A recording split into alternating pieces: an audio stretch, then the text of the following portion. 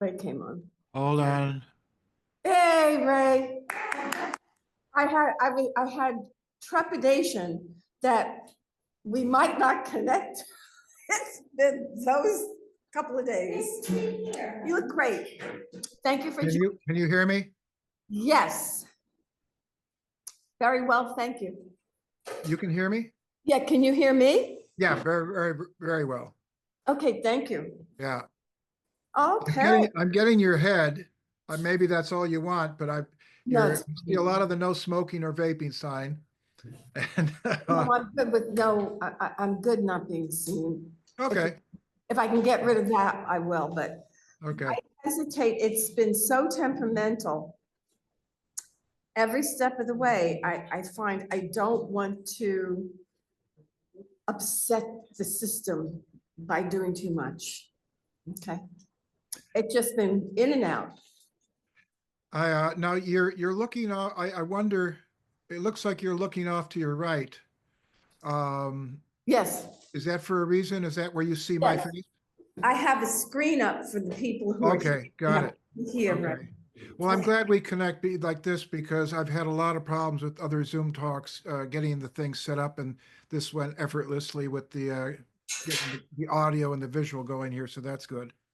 Well, that's unusual because I tell you, Zoom is temperamental, Eventbrite is temperamental. I think it's because Mars is in the anaretic degree, and there's just everything has been shifting for 2 weeks. It's just a little different. Isn't Mercury conjuncting Neptune right now? Yeah. That doesn't help. No.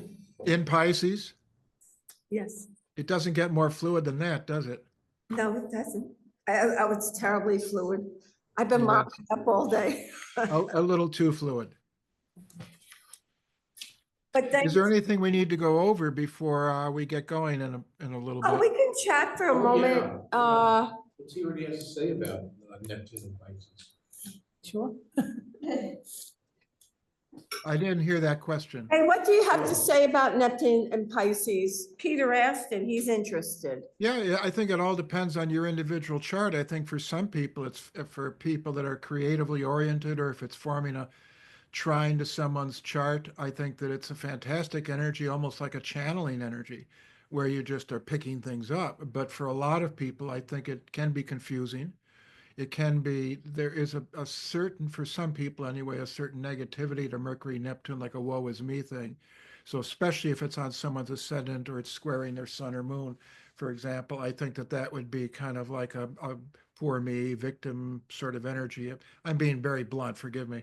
No, it's great. No. I speak that language. Yeah. And so it all depends on what you do with it. Like for me, it's been, like last night, I had some really good ideas lying in bed, and I had to wake up and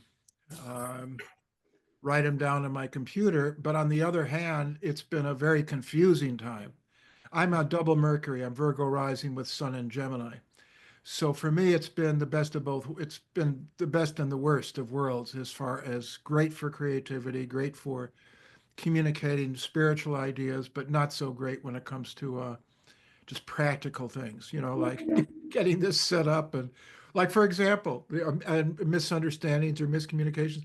I didn't realize it was 6 o'clock my time. I thought it was 7 o'clock. I just wasn't thinking it through.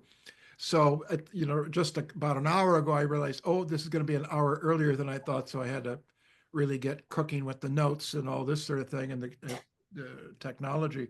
So that's a typical Mercury, Neptune, and Pisces type of thing, where you just kind of space out on things and all that. Oh, yeah, no, I have had I've had the Piscean aspects as they transit squaring my ascendant and descendant. Right. And that's not been the most fun. It's not been the least fun. No. But it's been challenging because I have to keep my accuracy in mind and have it applied to real concrete everyday things. Yeah. And it has been illusionary. Yeah. And I have Mercury in the 12th house in Virgo. So I can get lost in the details while you're in between that. Just before you're about to leave, how many more things you need to do now? Yeah, I can see that. Let me see here. I need to get something set up. I forgot to get my notes on the page.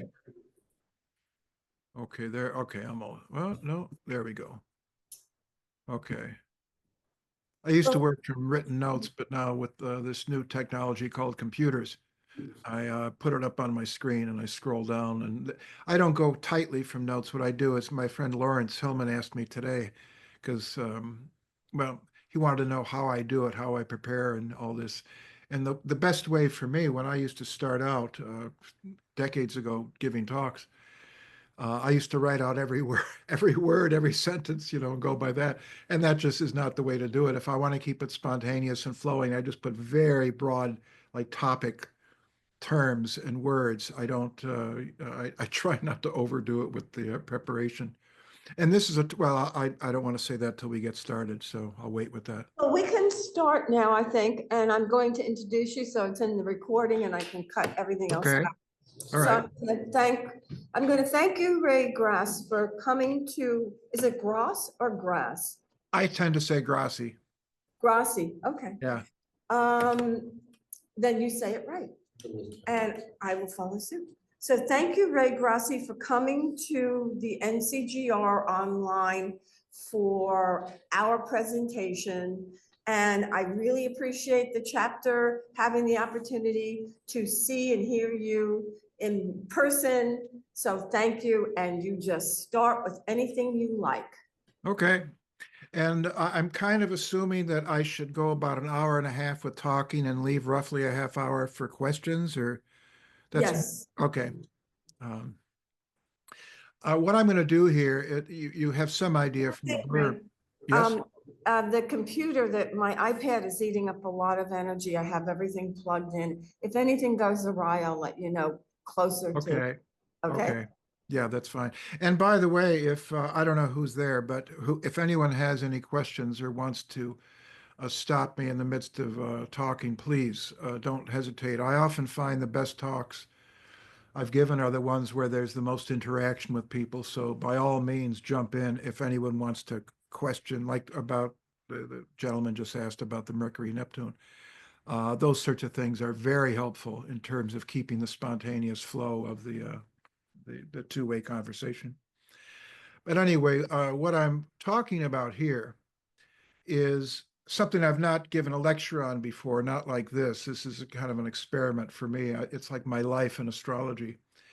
And so it's partly autobiographical. It's partly about practical astrology in terms of things I do and have learned about reading charts. It's partly about mundane astrology in terms of my great interest in things like planetary cycles and history and the great ages and all that. And it's also partly towards the end, depending on our time, about what I see as the spiritual dimensions of this, the mystical and spiritual dimensions, because that's something I've long been interested in.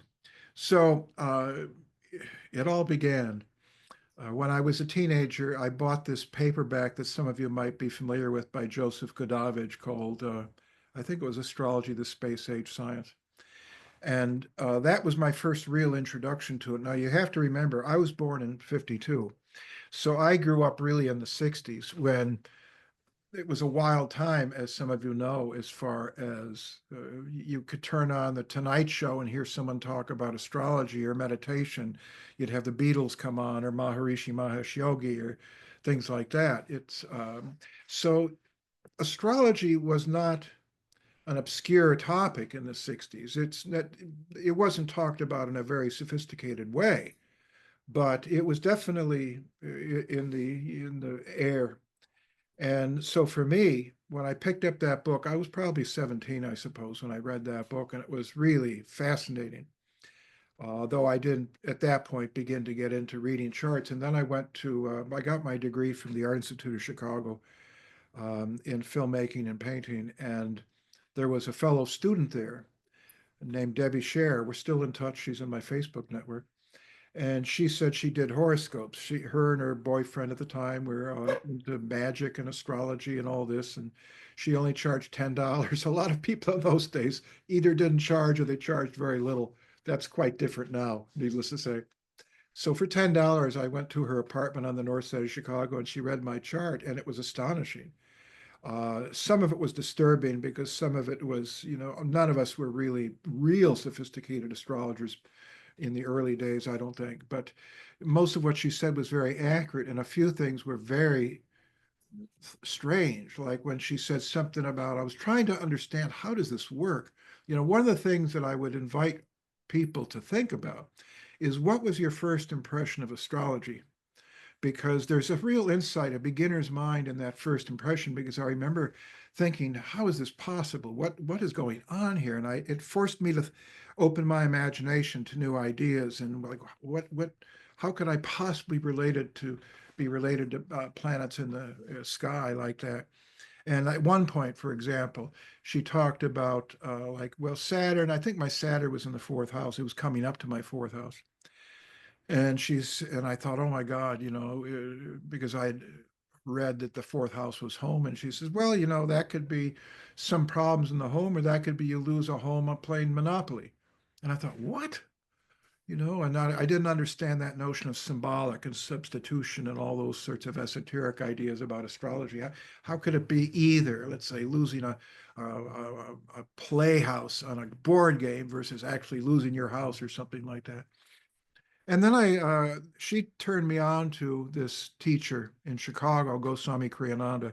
He's an American-born yogi, born and raised in Chicago, and double Taurus with Virgo rising. He's now passed, and born, I think, at around 28, 29, something like that. And he was an absolutely brilliant astrologer. And I remember him talking to someone in the lobby. I studied with him for 15 years altogether.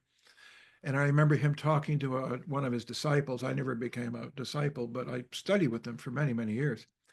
And I remember him talking to some other person there, a disciple, and talking about, there had been in the news someone think they knew that had committed suicide and hung himself. And this student was asking him about, they had the fellow's horoscope and tried to figure out what would have triggered this, or what would have accompanied it. Brad, triggers a little bit causal, and I don't mean to imply that. But, and Kriyananda was saying something like, well, you got to look to his Mercury, because Mercury rules the throat. And he had either a Saturn Mercury or Mars Mercury aspect at the time and all this. And I thought, this just was crazy talk, trying to figure out what is, it's like listening to someone talk in hieroglyphics, and which in a way it is. Or the time when a friend of mine, early on, a brilliant musician went to have a chart reading with Kriyananda. And this is a fellow that had played in France a lot. He was a black musician, now passed, and he had spent a lot of time in France. And Kriyananda had looked at his chart, and I think he had Jupiter in the ninth house in Leo. And so he said according to my friend Daryl, he said that, Daryl had asked him about overseas. He didn't tell him where he lived when he was overseas. And Kriyananda says, well, you got some connection to France here. And again, it blew my mind. How did he come up with that? Jupiter and Leo in the ninth house, it's Leo, to some astrologers anyway, rules Paris or France and all that. So again, I invite people, what was it about astrology when you first saw it in action? Because it had to have blown your mind to some extent if you had any curiosity at all. And for me, it raised a couple points, one of which is that sense of interconnectedness, that we are connected to the universe in some fashion that I was not raised to believe in according to science. There was not that intimate connection. But the other level, which I'm going to come back to later, it had to do with symbolism. Astrology isn't just about interconnectedness and quantum entanglement and all that kind of stuff. That's just a small slice of the pie. It has to do with, with the language of symbolism. And it really kind of suggested to me, though I didn't fully articulate it at the time, that the universe itself is written in the language of symbols. Now, like I say, we'll come back to that later. Now, I kind of skipped over my first astrology teacher, which was Maureen Cleary at the University of Chicago. Well, she was from the University of Chicago. She had been a brilliant young psychologist. She was in her mid-20s before I met her, when she was teaching at the University of Chicago, a Wunderkind. She was a Scorpio, T squared of Mars, Mercury, and Scorpio in the fifth house, and just a true genius. And she could read 2 philosophy books in a day, like Heidegger and whatever. And she set out to disprove astrology by she wanted to write an article for Psychology Today, and then she studied with a Chicago astrologer named Norm Ahrens, and another one, Tracy something or something, Marks, I think was the last name. I remember. And the more she studied it, the more she realized this shit works, is how she put it to me. And she wound up becoming a brilliant astrologer. She quit her job at the University of Chicago, where she taught in the mid-20s with people like James Hillman and Mirsha Eliade and Victor Turner and people like that, some of the most brilliant minds in the world, really, in her mid-20s. That's how bright she was. And she became a brilliant astrologer. And so I studied with her at Columbia College in Chicago as side credits from the Art Institute. And again, it was astonishing. And there again, her focus was very different from Kriyananda's. Kriyananda was very practical, nuts and bolts, traditional kind of astrology, but also very occult in terms of how the chart reveals past lives and things like that. Maureen kind of covered the middle territory of the psychology that's between the practical and the truly esoteric. And she was having that psychological background, was a truly brilliant psychological astrologer. So with the first time I went to her for a reading during the class, it was like someone looking at you with X-ray vision. And it was scary, to have someone, because at that time with my natal Saturn moon in the first house, I was very uptight and very kind of guarded.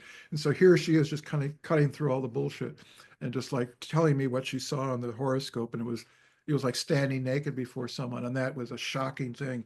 But it was also a revelatory sort of turning point for me of realizing what astrology was capable of, not just technically speaking in terms of interpreting the chart, but as a psychological tool to help people and all that. By the way, any questions or comments before I go on here? I want to stop periodically and invite. Do we have any questions, my buddies? No questions? Okay, I too am a child of the 60s. Yeah. And I do remember the 60s. And I ran into astrology in an art history class when I was 15 because of the paintings and the medieval paintings, the late medieval paintings, the early Renaissance paintings. Right. Then what are they talking about? I have to know what they're talking about. Right. And that is how I got into it. And then I went on the hunt for books. But do you remember your first impression, the first time someone read your chart, or the first time you really looked into it? My first time, well, Ray, I came from a family that, well, my mother introduced a lot of different concepts to the household, and I was accustomed to a very different psychological mix. Okay, very, very different. And I don't think there was a first time. All I kept thinking was, wow, this is great. Wow, this is the best. Wow, that person really got me. And occasionally that person didn't get me, whoever it was. Yeah. And that's how I process this, through what I read and what I listen to. And then I'll go out and pick up a certificate when I have to, or I'll take a class when I need the credit to get the certificate. Right. Right. Yeah. Yeah. Well, I almost forgot to mention a couple of the things I learned from Kriyananda that have stayed with me and have been critical in my interpretations. He threw out so many gems, and he was an encyclopedia of astrology and different styles of astrology and classic techniques. And a few of the things that really impacted me, one was his talking about the sun and the moon. The moon is a subjective amplifier, and the sun is the objective amplifier. And what he meant by that was, if you have, let's say, Saturn conjuncting your moon, you're going to feel that more subjectively. The rest of the world may not see it on the surface. You'll see people like Bob Dylan and Elvis Presley and, who have Saturn conjunct with David Bowie, who has Saturn moon, and I have that natally in the first house. Other people may not see it, especially when you're younger. But if you have Saturn conjuncting the sun, that is objective. People will see that in terms of the hard working ethic, or maybe the problems if it's a Saturn square moon or whatever. But that's been critical for me. That single technique of understanding the subjective aspect of the moon aspects and the subjective element of the objective element of the solar aspects. The other one that he said, which is worth its weight in gold, and I still meet astrologers who, have been in astrology almost as long as me that don't, have never really heard this, which surprises me. My friend Lawrence calls it the agon, but I don't have a name for it. But the way Kriyananda said was, he said, if you're ever having trouble reading a horoscope, and that happens to me periodically where it's just kind of scattered and I don't know quite what to make of it. He said, just look for the closest approaching square or opposition. And you could probably spend the whole hour talking about that one aspect. And the person will leave that reading thinking, my God, that was the most accurate reading I've ever had. Now, he's exaggerating a bit, but there's a lot of truth to that, because what it really is saying, that we really are drawn to our closest hard aspect. And even though he said closest approaching square or opposition, I don't limit it to that. I go the closest aspect, period. Especially a hard aspect, and that includes conjunction if it's, let's say, Neptune or Pluto or Mars or whatever. It's uncanny how true that is. And it comes to me in almost every chart reading. I'll look at a chart and all the aspects are pretty wide, but there'll be some precise aspect. I'll give you a good example. Liz Cheney, you look at her chart and she's got probably the closest Saturn square moon I've ever come across in all of my years of doing charts. I think it's like 2 minutes approaching or something like that. It's exact, just about as close as you can get almost. And, think of how another technique that I've kind of developed for myself over the years, if I have trouble reading an aspect, I compare it to the opposite aspect. Like the opposite of Saturn square moon might be, let's say, Neptune squaring moon or something. Like Neptune diffuses and it's more confusing. Saturn is hard. It's good for a business person, good for a politician, that sort of thing. It's like that structured sort of thing. And that, in some sense, that Saturn square moon explains, and I'm not being partisan here, I'm just saying it really explains a lot about her life and her relationship with her sister and her being drawn towards structure and politics and business and all that. Any comments about that before I go on? Her exact approach, there'd be a lot of tension, unbearable tension at times. Yeah. Yeah, although, as I know from Saturn, I'll get into this a little later, but Saturn moon, for example, gets much easier as you get older. Like now, I can deal with it. It's not a big deal. But when I was a kid, it was a nightmare. And that's true, I think, for most people, whether it's Elvis Presley or David Bowie or Bob Dylan. I think it's a very, very tough aspect for a kid. But you get more comfortable with it as you get older, and it actually becomes a good thing. If you're an artist, for example, Saturn moon is fantastic because it crystallizes emotional ideas. It's a fantastic thing for musicians or and it also gives you a sense of structure, like, Elvis Presley and Dylan with a sense of how to structure a song and the beat of a song and all this.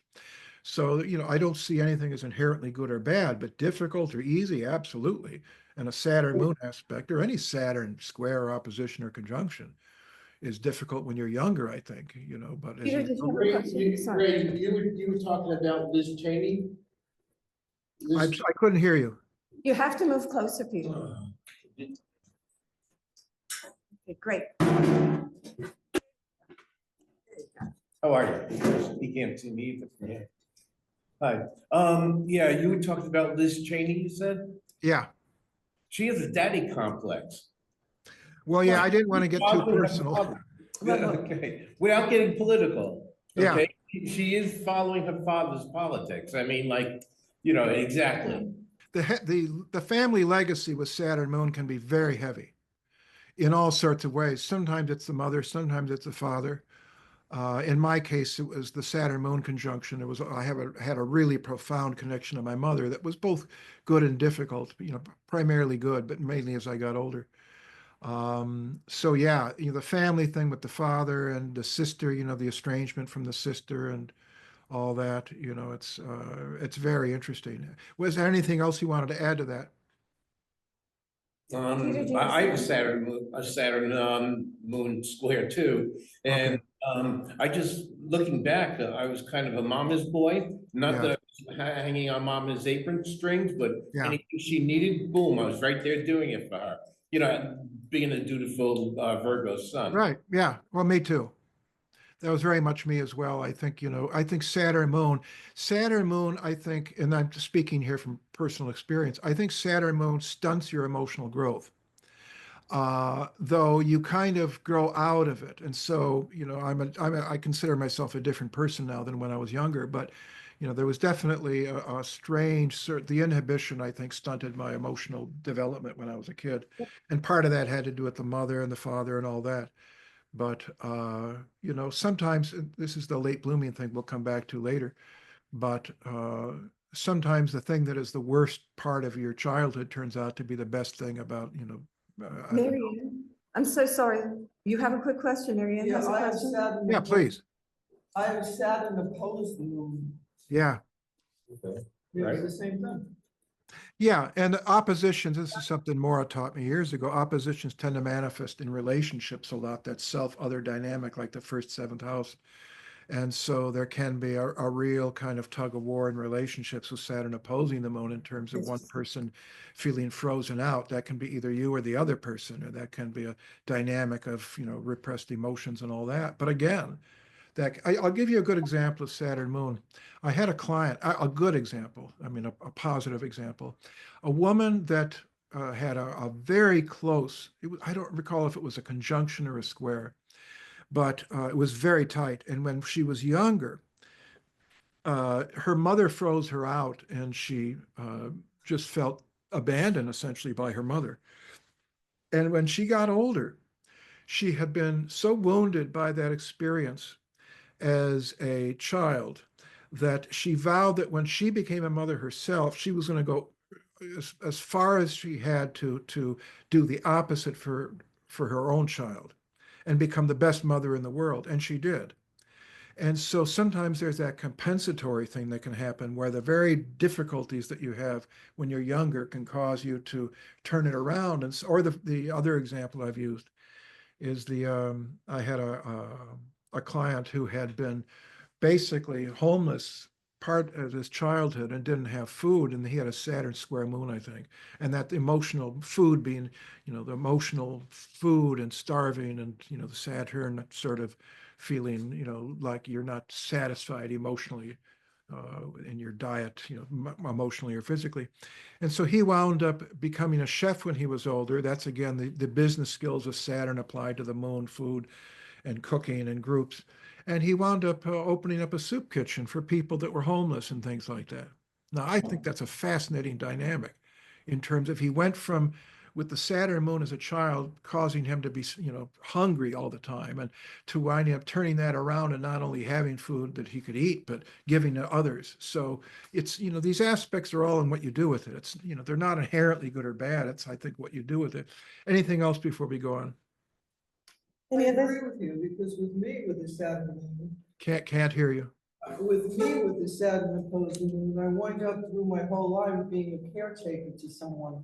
Uh, yeah, that was with my Saturn moon. I had to do that too. I mean, when my mother went blind, I had to. Yeah, for whatever reason, that moon makes you, in my opinion, through my experience, makes you the mother, in a sense, in nurturing someone, taking care of someone. Yeah, Or it could be an animal also, it could be animals, people. Yeah.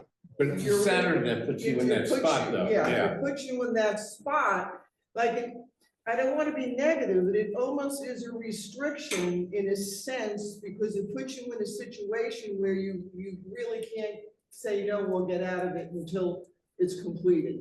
oh yeah, I know what that's like. Believe me, I've been there. And what I have is Saturn conjuncting Moon and Neptune. My Moon is sandwiched between Saturn and Neptune in the first, or the Neptune is over in the second, but it's still a triple conjunction. And I've had to do a lot of caretaking in my adult life, so I know what that's like. Let me go ahead here and move on. And then I studied with this teacher who was Shelley Trimmer. I don't know if any of you know my writings about him, but I've written 2 books on him. Shelley Trimmer was a kind of recluse, semi-reclusive, mystic, ceremonial magician, yogi, brilliant teacher that he had studied with Yogananda back in the early 40s. Went out when he was young to study with Yogananda. And he was kind of a combination the way my friend Steve Cozy described him, because Steve Cozy had met him many more times than me and also wrote a book on him called Gray Mist at Dawn, I guess. And he described him as kind of a combination of Einstein, Aleister Crowley, and Yoda. And I really think maybe a more succinct way to express him, he was really as close to a Merlin figure as I've ever come across, that combination of mystical knowledge and occult knowledge. And a lot of what Kriyananda learned and taught was from Shelley, and Shelley was maybe the most profound occultist thinker that I've come across ever, in writing or in person. And I've tried to convey some of that in the books about him.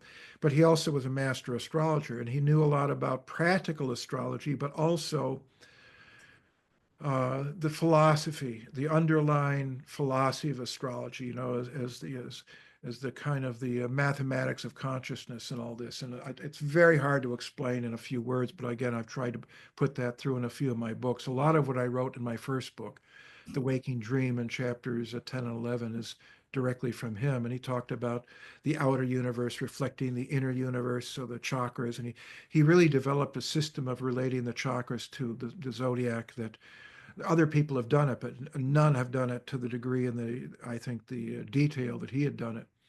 And again, I've written about that in most of my books, so I don't need to go into all that. Other than I will say this, that if you just spin around the zodiac so that Leo and Cancer are at the top, and then you go down the middle with the traditional rulerships. So you've got the sun and the moon there, which relate to the third eye and the chakra in the back of the head called Chandra chakra. Mercury ruling the compartments on either side of the spine of Gemini and Virgo, and the Mercury chakra, Vishuddha. Heart chakra, Venus, ruling Taurus and Libra. The Mars chakra, Manipur, it's called in Sanskrit, relates to Scorpio and Aries. The right and left side, the masculine and feminine expressions of the balance chakra. The Jupiter chakra, the Svadhisthana, the second chakra, relates to Sagittarius and Pisces. And at the bottom of the spine, you've got Saturn, naturally, the root chakra, which relates to Capricorn and Aquarius. And then you can look at the horoscope, and I've written a lot about this. There's a book that I contributed to Noel Till. He put this book together about Eastern systems for Western astrologers. I wrote a fairly lengthy opening chapter about how can you read charts this way. Maybe we'll come back to that later if you want. There's a quote here I want to use of that I always liked that Shelley said. He said, "The symbols around us are a reflection of our state of consciousness, and they tell us a great deal about who we are and our relative level of spiritual awareness. If someone truly knows the laws of symbols, you can set that person down anywhere in the universe or on any plane of existence, and they'll be able to figure out where they are in the scheme of things. If you understand symbols, you'll always have a way of orienting yourself." Fascinating idea. And he taught me a lot of practical things too. He said, like, the first moment you meet someone, if you want to know what their role in your life is, for better or worse, look at the moment. I think he said, look at the ascendant for the moment you meet, and then I'm going to screw that one up. Forget it. I don't remember exactly how that goes. So rather than butcher it, I'm just going to move on to the next thing. He also talked about, I was looking at someone's chart that had all these trines. This is back in 1977. I first met him in 77. Started with Kriyananda in 72.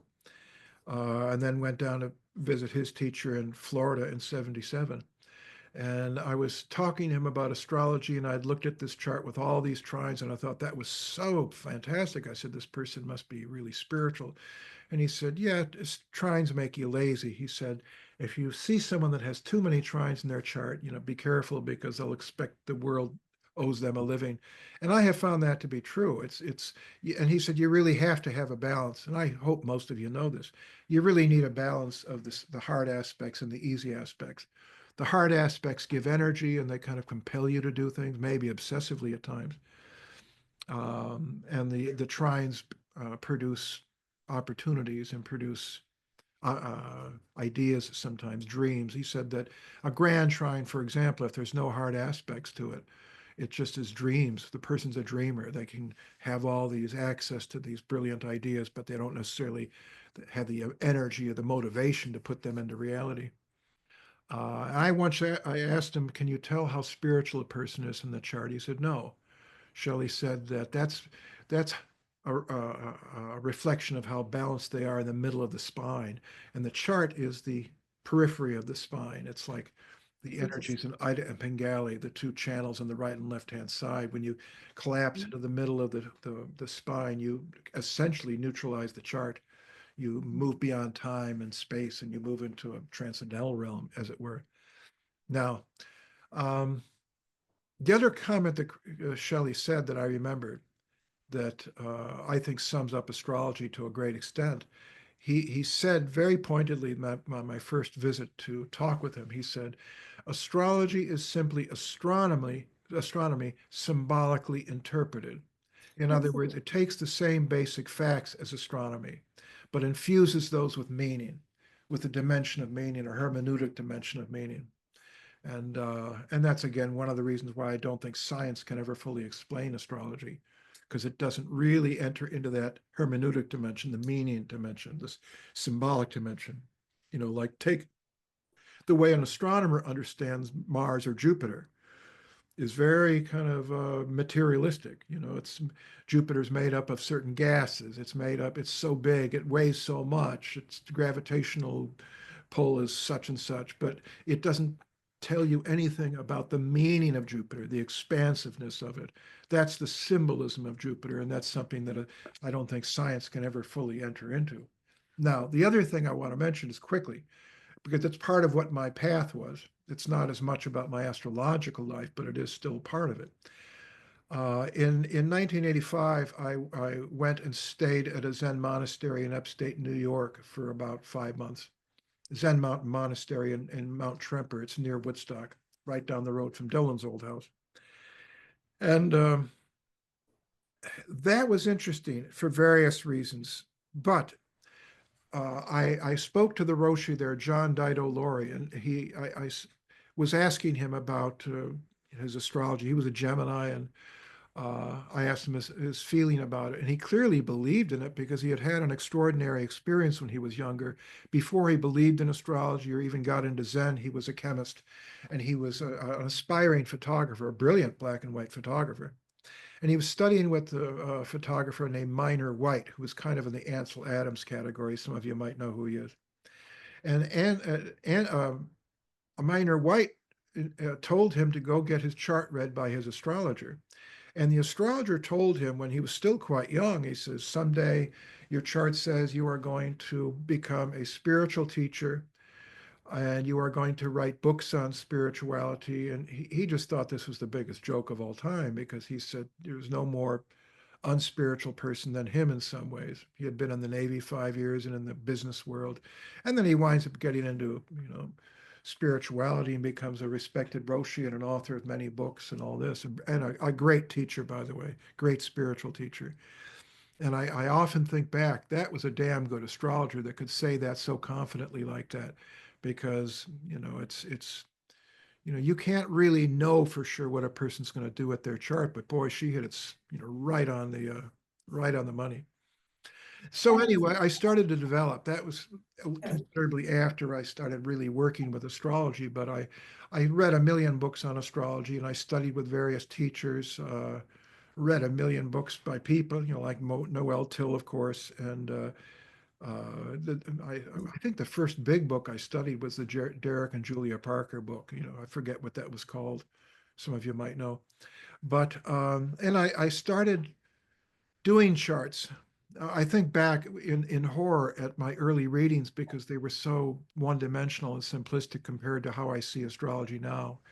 And I did I did my best, but boy, at the time it was, I didn't realize. I've listened back to some of the tape recordings and I think, oh, I cringe at some of them because they were just too black and white or simplistic.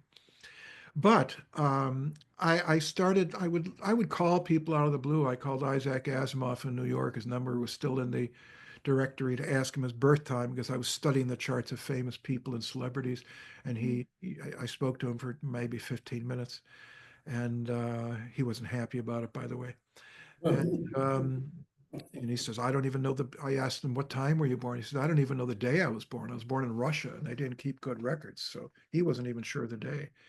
I could go into, there's a whole discussion we had. I won't go into that, but, or I asked Buckminster Fuller for his birth time, and this was at a book signing in Chicago, and he looked very pensive at me. And he says, I always regretted not asking my mother that, which I thought was a fascinating answer. The weird thing is, years later, I found his chart on astro.com, what do you call it? Astroditis. Database. Yeah, What's that? it's Astroditis owns it. Astro.com. Astro Dienst. Okay. Yeah, I call it Dienst. I don't know the correct pronunciation. I'll go with that. But I don't understand how that got on there because he said he never got it, and yet the time on the Astro Data Bank is it says, I think, from his birth certificate or something. Anyway, so then I learned a lot from talking to people and studying the charts of famous people, and that's a very good avenue for learning astrology because their life is an open book and you can look at the transits and the progressions and all that sort of thing. I wrote an article for Skyscript, Deborah Holding, that she posted. I think it's called Consultation Tips from a Long-Term Astrologer. And I think it's the best thing I've ever written on an astrological vein, in which I wrote down as many of the tips of what I would recommend people consider if they're just getting into astrology, or possibly even if they're an experienced astrologer, but they just want to hear somebody else's viewpoint. And a few of the things, I want to rattle a few of the things off of what I've learned. I already mentioned the thing before about the sun and the moon from Kriyanand of the subjective versus the objective amplifier. But the best way to learn astrology is obviously just doing a lot of charts. And that's why after doing it now 50 years, I really I've learned so much that I could not really have gotten from books, just from seeing pattern after pattern after pattern and seeing things pop up time and again. And probably the most important, for me, the most important thing that I've learned as a single tip has to do with Saturn in terms of that late blooming aspect. I have done so many charts for people where I see they might have Saturn trine or conjunct Venus or whatever it might be. And the chart says to me that it's going to be a very difficult energy when they're young, but it's going to blossom when they get older. I'll give a famous example of this, not anyone I ever dealt with, but you take Frank Lloyd Wright, who was born with a Saturn opposed Venus right across the ascendant and descendant. That's a tough energy when you're younger. And he had this kind of aristocratic bearing and a kind of a elitist, quality to him. Lived in Oak Park, not far from where I lived, though in a different generation, obviously. And he was a great architect from a young age, but he had a very rough time of it. And I remember reading about how in his 50s and 60s, he was struggling, and him and his wife in his 60s would would go to neighbors to, essentially beg for food. And then at 69, he did Falling Water, that famous building in Pennsylvania on the waterfall. And from that point on, from 69 to 92, or however long he lived, was the most successful time of his life. He became quite wealthy. He did a zillion buildings and houses at that point. By far, it was the most successful time in his life and the most wealthy and most popular. And again, you'll see a chart with Saturn. You have to look at everything. I'm not just saying this as a pat, simplistic thing. Or I'll give you another example. The other day, I saw a reel on Facebook that was for a Nobel Prize winning scientist, John Gurdon or something like that. I don't remember the name exactly. Oh yeah, I did write it down. Yeah, Gurdon. I've never heard of him before, but he won the Nobel Prize. And the clip was saying how when he was in college, he was at the bottom of his class of 250 people. He was considered the dumbest person in 250 people. He goes on to win the Nobel Prize out of all those students in that class. So I said, he's got to have a Saturn Sun aspect. You know, the Sun is the professional, kind of ambitious, worldly energy in the chart. And I pulled up his chart. You know, I got it off of Wikipedia. I don't have his birth time, but his birth date showed that he had a tight approaching Saturn trine Sun Jupiter actually, which amplified the success later, the later success. And I have had so many people over the years when I've talked to them about that late blooming thing. Let's say they've got Saturn in the first house like I do, or they've got Saturn Mercury like Einstein did, or whatever it is. Trines in particular are interesting. You know, like Princess Di, I think it's Saturn trine Venus, and she went from being this kind of tomboy to being this kind of fashion icon when she was older and very sophisticated and very respected and popular. I forgot where I was going with that. Let's see, I was talking about Saturn. Oh yeah, I've had a lot of people over the years after I'd done charts for people, and I brought that out in the chart reading about the late blooming thing because I get a lot of, for example, I had a client. She came to me when she was about 20, and she had a difficult chart. It was Saturn, I think, on the ascendant, but it was trining Venus or the moon, one of the two. And I could feel the pain that she was going through. She had a very difficult childhood and no self-esteem. And I emphasized that late blooming thing. I said, this is gonna turn around as you get older. It's gonna be a blossoming thing. And then I heard from her about 15 years later, and she said, you know, the single most valuable thing you said to me was about that late blooming thing. It gave me a shred of hope that my life was not going to be this difficult, you know, for the next, you know, 40, 50 years. And I've heard that sort of thing a lot. And so I believe that it's a critical thing to point out if you see that in a chart. Does anyone want to jump in about that or have any feedback on that before I go on? I'm just gonna ask anybody here, I have Saturn trine Venus, Yeah. and Venus is conjunct Jupiter. Oh, wow. And it was, a, it was the biggest grace of my life because it enabled me to handle the square between Jupiter and Venus and the moon and Neptune. Yeah. Yeah. It Yeah. was grace. It was just, I learned how to make it. I learned that work would do everything. Figure it out, put up a plan, harness the idea, and make it work. Yeah. Yeah. Boy, that Jupiter Venus, that's actually reminds me of that Nobel Prize under Saturn trine Sun Jupiter. You know, that's a powerhouse energy in a positive way when you get older, but it's not easy when you're younger. Or you take Einstein with the Saturn conjuncting the Mercury, where the myth is, I don't know if it's true. The legend is certainly that he didn't talk much as a kid. And he was kind of, people thought he was mentally, I know the word retarded is not socially acceptable now, but that's what he was called at the time. And yet he turned out to be this brilliant guy, you know, He was Saturn. fearful because of his image. He didn't want to be wrong in front of people. Oh yeah, that's a good point. Yeah, that's a really good point. Yeah. The Saturn, you know, the Saturn produces a hesitation and a fear. There is a fear factor with Saturn, no question about it. And an Very image often they get problem. over it when they get older. Yes. And an image problem, an Yeah. image issue. Yeah. You know, Yeah. about Good point. holding your hand up in class and, you know, looking stupid if you were wrong. You know, It's like- I've often said to people that have Thinking Saturn, you're stupid, thinking you look stupid. Oh, no. you know, that's just it. Saturn Mercury people, I have Saturn trine Mercury, by the way. And I thought I was stupid when I was younger. And Saturn Mercury people often think of themselves as stupid when they're younger. And it can often the compensatory thing where it makes you try like Avis in the old days, the car commercials, we try harder because we're number two. Whenever Saturn hits a planet in your chart, there's often that desire to prove yourself because of a fear or insecurity in that area. And often it turns into brilliance in that area, like a Saturn Venus.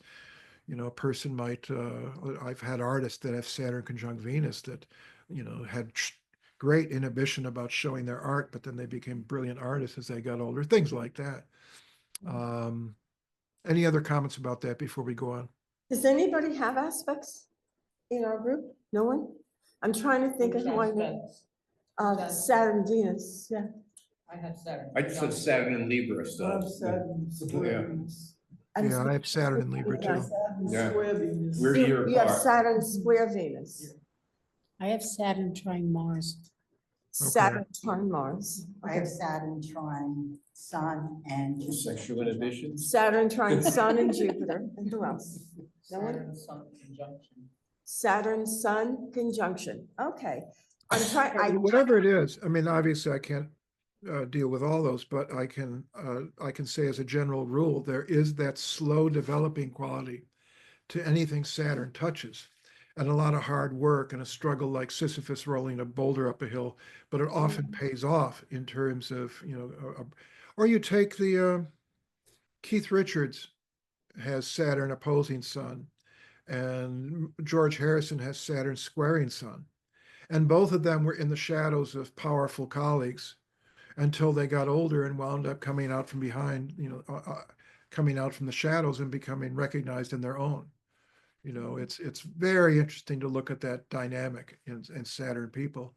Now, that's interesting. would someone say something?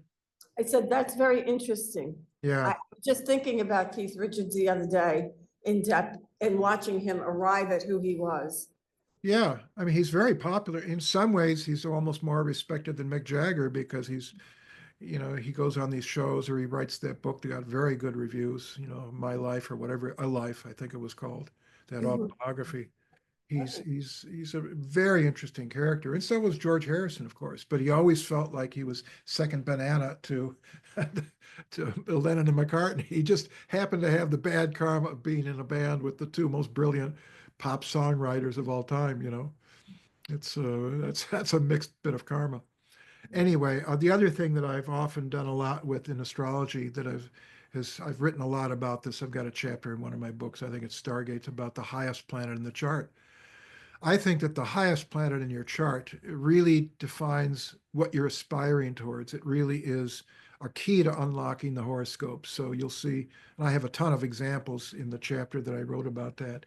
You'll see how many times have I seen, let's say, pilots that have Uranus at the midheaven, or rebels like Steve McQueen had Uranus at the midheaven, and his father was a stunt pilot, by the way, going around to these fairs or whatever.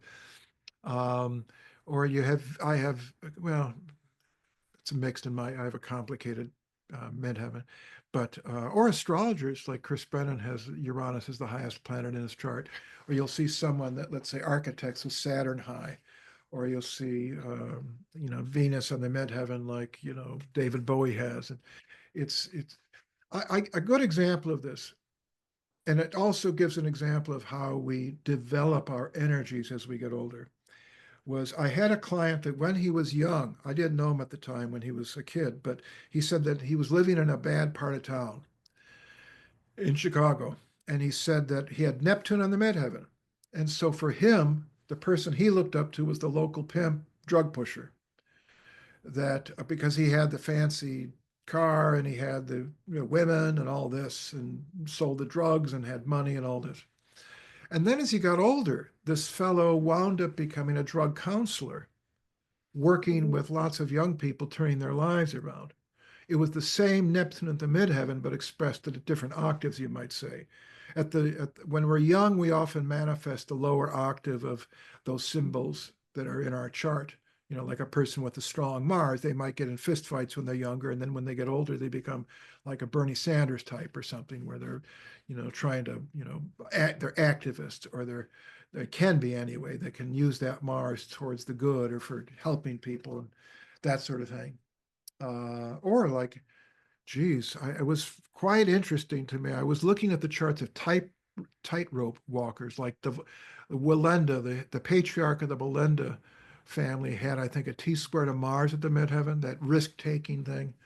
But then I did a chart for the guy that went across the Twin Towers. I forget his name, the French fellow that they made that brilliant documentary on. I forget. What's that? Petit, I'm trying to think of his name. Petite something or other, whatever, yeah.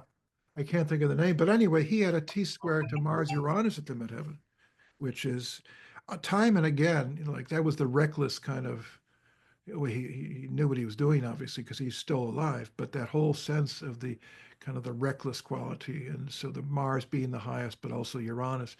And so the planet that is highest in your chart, I think, says an awful lot about, what you came here to do and what you're aspiring to do. Or another example, I had a client that had Mars in Aquarius at the midheaven. And when he was younger, he didn't have sexy posters of sexy women on his wall. He had like Carl Sagan and Isaac Asimov and, the scientific sort of thing. John Glenn, the astronaut, for him, it was that sense of outer space and science and, to boldly go where no man has gone before sort of thing. And the other thing I want to mention here is if there is any one key in astrology to reading a chart, I think it, to some extent, is zeroing in on the defining or the key pattern in the chart. Not every chart has a defining pattern. Sometimes you do, like in the case of that French tightrope walker, or Liz Cheney with that Saturn squaring the moon.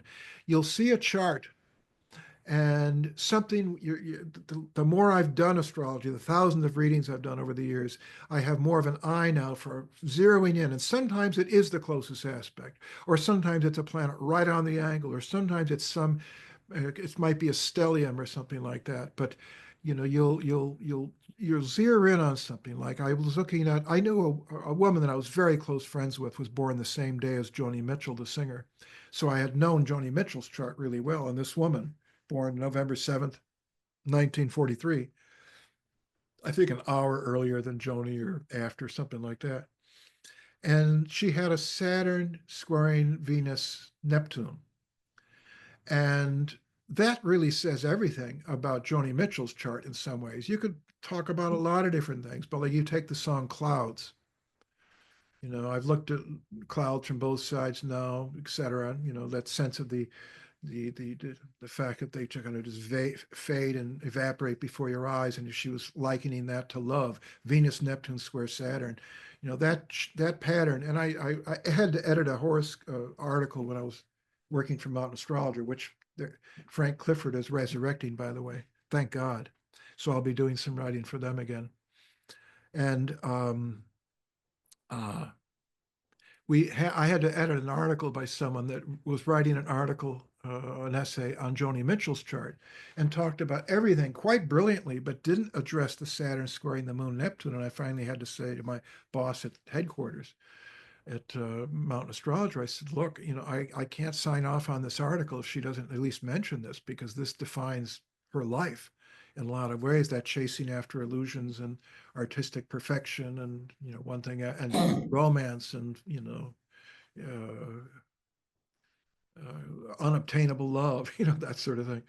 So anyway, that is a key, to me in terms of what is the key pattern of this chart. And it's not always easy to find, but very often you'll find something that defines the chart. And even though I don't think it is always necessarily the closest square or opposition or conjunction, that often is the case, like in the case of, I think, Liz Cheney. Any comments about that before we go on? Any comments? No. Anybody have anything on the midheaven? No, I that was, do, I have Uranus. You have Uranus on the midheaven? Uranus as well. Uranus on the midheaven? We have It's people- very common in the charts of astrologers. And Yeah, the me amazing too. part about it is the first reading I ever had, that astrologist said to He me. can't hear you, Marianne. You have to come closer. No, I can't. Oh, Keep okay, going. sorry. The first reading I ever had, that I was about maybe 20, just before my first Saturn return. And she said, you're gonna be an astrologer or a psychologist. I thought Yeah. Yeah, she's No, close. I'm serious, I thought she was, and I ended up studying with her then. Really, it's like, you think you know yourself, but life unfolds. Yeah, Anybody? You know, So- Uranus isn't the highest planet in my chart, but it is in the 10th house. And obviously that's wow. partly manifesting as, being an astrologer. Also doing a lot of video stuff. And it's in Gemini too. the Yeah, Mercury. oh, well, there you go. You got a Uranus return coming up. And I have the Virgo ascendant, which is Gemini ruled. Wow, yeah, that's pretty powerful. So- Now, the other thing I want to mention here is about looking for the key pattern.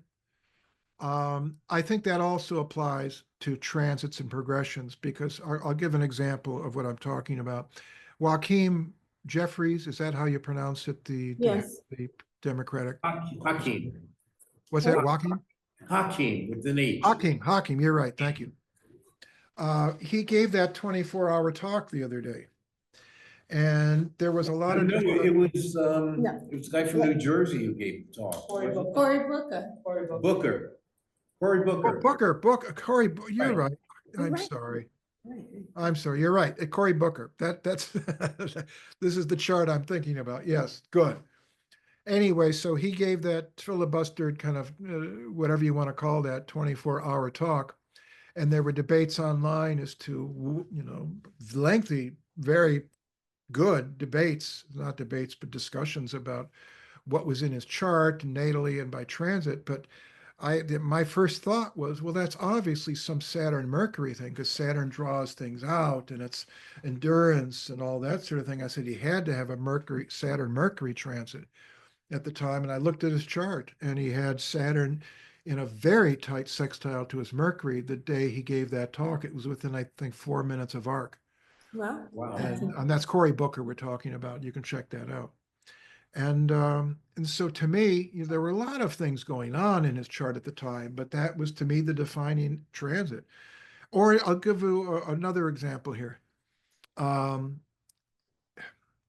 do you figure out when you're looking at a sheet of transits on the computer or on a piece of paper, what takes priority? And I think that to a great extent, you have to really focus on the bigger patterns and work your way into the smaller ones. So for example, when I used to do readings, predictive readings, transits, and I would look at a transit hit list and it would say, okay, January 1st, moon conjunct this. On January 3rd, they had a Saturn in conjuncting that. On January 7th, they've got a Mars squaring the moon. On January 15th, Uranus squaring Uranus. On January 20th, they've got a Mercury conjunct, whatever. The point is, I would just rattle these things off. And now I look back at that with horror and amusement because the 800-pound gorilla in that batch is the Uranus square Uranus. That's an aspect, Uranus takes 84 years to go around the zodiac. Every 21 years, it forms a hard aspect to itself. Like at 21 years old, it forms a square to itself. That's like breaking free of the parental, finding oneself, so to speak, leaving home. At 42 is the opposition to the natal position, which is kind of like a midlife crisis. It can be a breakthrough time, like Einstein got his Nobel Prize when he was 42. And artistically, I see those Uranus points as potential breakthrough times. You can start a new business, you leave the old job, etc. Then at 63, roughly a year or two on either side, roughly, you've got the Uranus square again. Then at 84, you've got the return. Now, the point is that is an aspect that supersedes all the other little minor aspects you might have. And so now when I read a chart, if I see that happening, I might spend the first 10 minutes just talking about that Uranus aspect because it is clearly the most important thing going on in that person's life in a broader sense. And the date that it happens is just, that's important, but that's an energy you got to give a year on either side. So when I talk to someone, like I had a client today, a young female film director, and she was talking about, these things going on in her life, and she had some pretty major transits. And so I was trying to give her a sense of the big picture, the things going on. And I always try to put a positive spin on things without sugarcoating. I never want someone to leave the reading depressed or, looking for razor blades, so to speak. So I always try to, find some kernel of something in there that'll, how can you work with this energy? What can you do that'll turn it around or to make the most of it, that sort of thing. And but I start now with the big patterns, the major things that are going on, the outer planet aspects in particular. Any comments about that? Any questions or comments? Yeah, you see that a lot right now, with the colleges. You find these kids protesting, they're being sucked right into mass consciousness when they have the Uranus square between 18 and 21 years old. They don't know what the real facts are. They just feel like they're protesting for the good of humanity. And sometimes they are. Well, it depends on what you believe, but You bet it does. like That's why I'm Vietnam afraid War, to, I'm cautious about we making were broad Vietnam War. generalizations. You and I were Vietnam War and they were doing that, Right. right? But Yeah. we didn't know if it was good or bad at the time. Oh, I knew. Well, I had made, I have, I made the I have decision. friends who wrote me from Nam and said, don't come here, okay? I Yeah. knew what was going No, on there. I think Yeah. Greg's right. It depends upon your perspective and your own personal conscience and judgment. But also if you have your feet on the ground too, at that time, you don't have your feet on the ground. When Right. you're at 42, you got your feet on the ground now. You may have a mortgage, you may have children, so you're not gonna get pulled into this stuff. And you may think a little bit Yeah. differently at that age.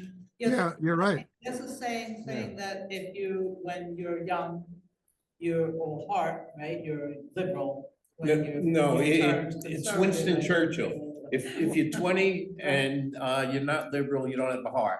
If you're 40 and you're not conservative, you don't have a brain. I'm not going to go there.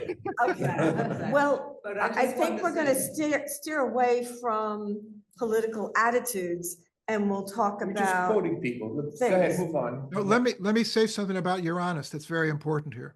Uranus relates a lot to what Carl Jung called individuation in terms of who am I, finding oneself.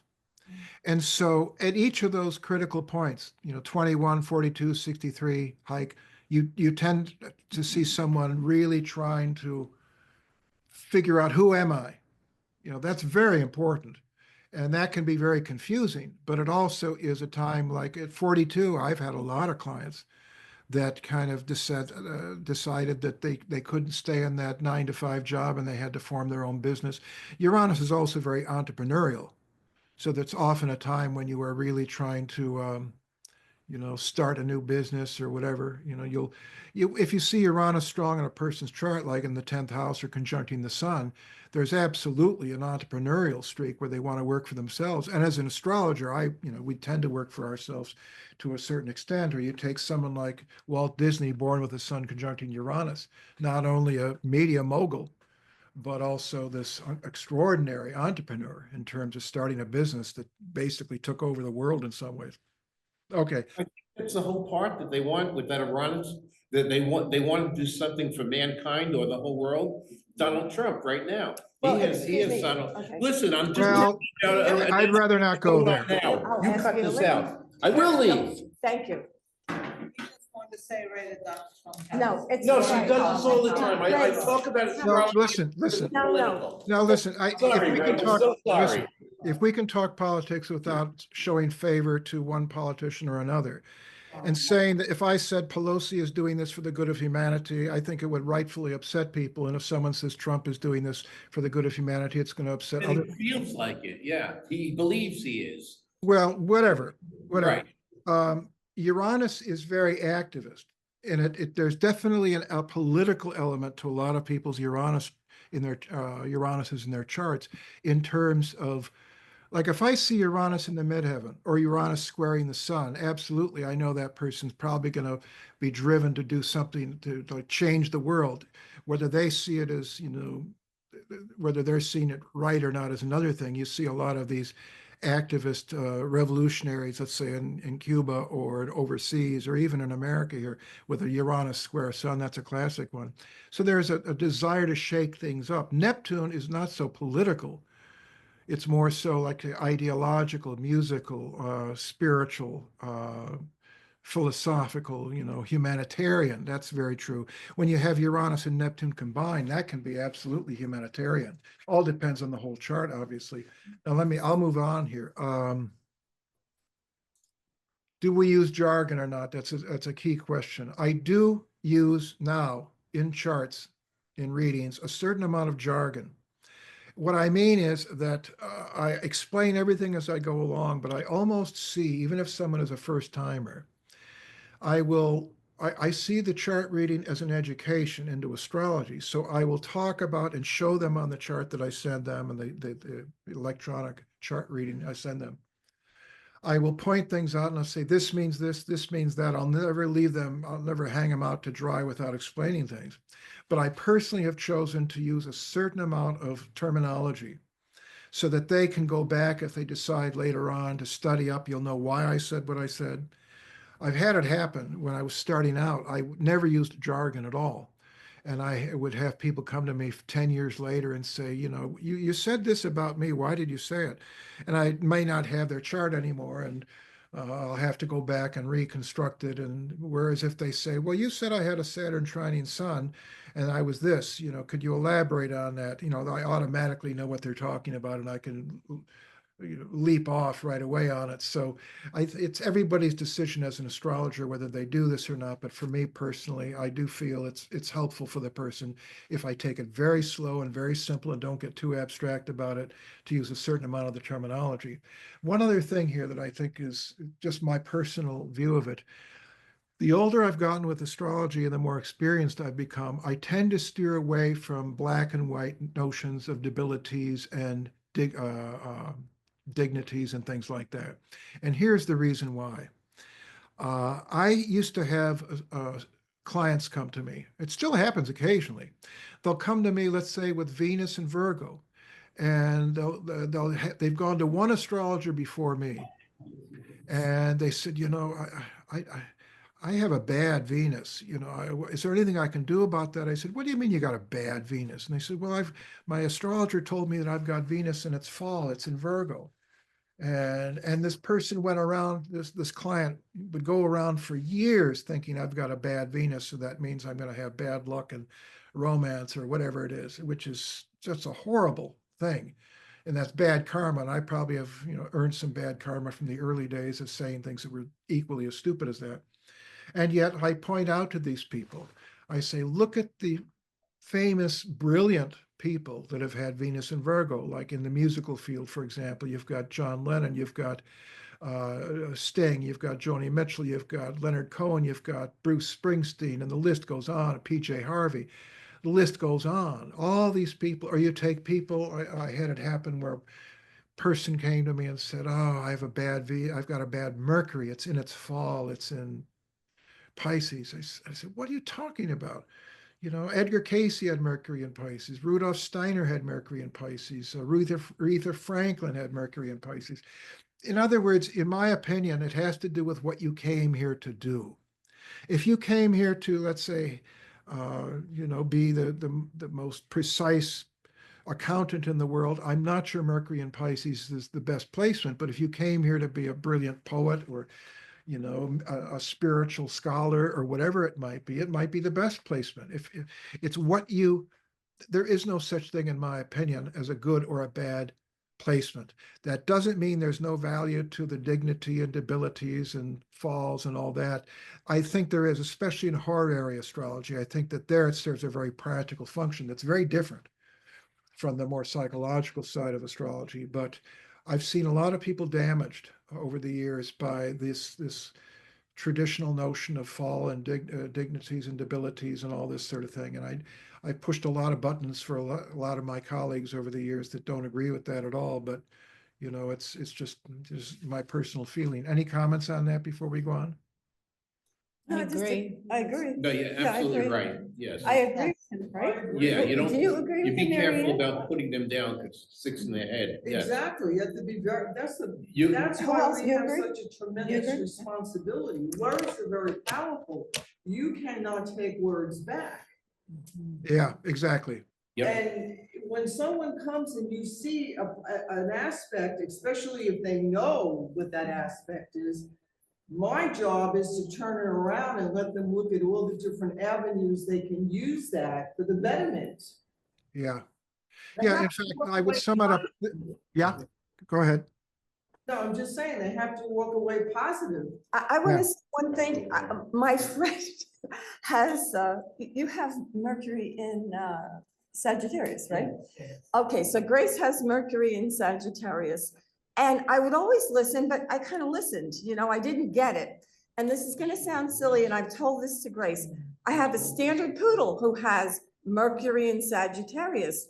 And when I began to see her subtle nuance for figuring out the world, I said to Grace, remember I came in, I said, wow, do I have an appreciation for your Mercury now? Because I see exactly how it assimilates differently. And the funny Is your thing- dog very yappy or opinionated? Oh, she's very Aren't you an opinionated and Aries? exceptionally happy. The She's a funny thing happy is- girl. The funny thing is, right, that I was born in the Chinese New Year, the year of the dog, and a night dog, and a watchdog. Isn't that funny? But it was watching, I have Mercury in Aquarius conjunct Mars. Trine Uranus and Venus. Wow. Not Venus, and the moon and Neptune. I tend to be incredibly mental, but it's very abstract. It can be visual, but it's symbolic. But the Mercury in Sagittarius, which I looked at and appreciated, but didn't actually understand until I met my girl Holly. And then I recognized and appreciated Grace's Mercury so much more because the vibrational tone, the essence of it, the ooze or the fun part of it came across. Yeah.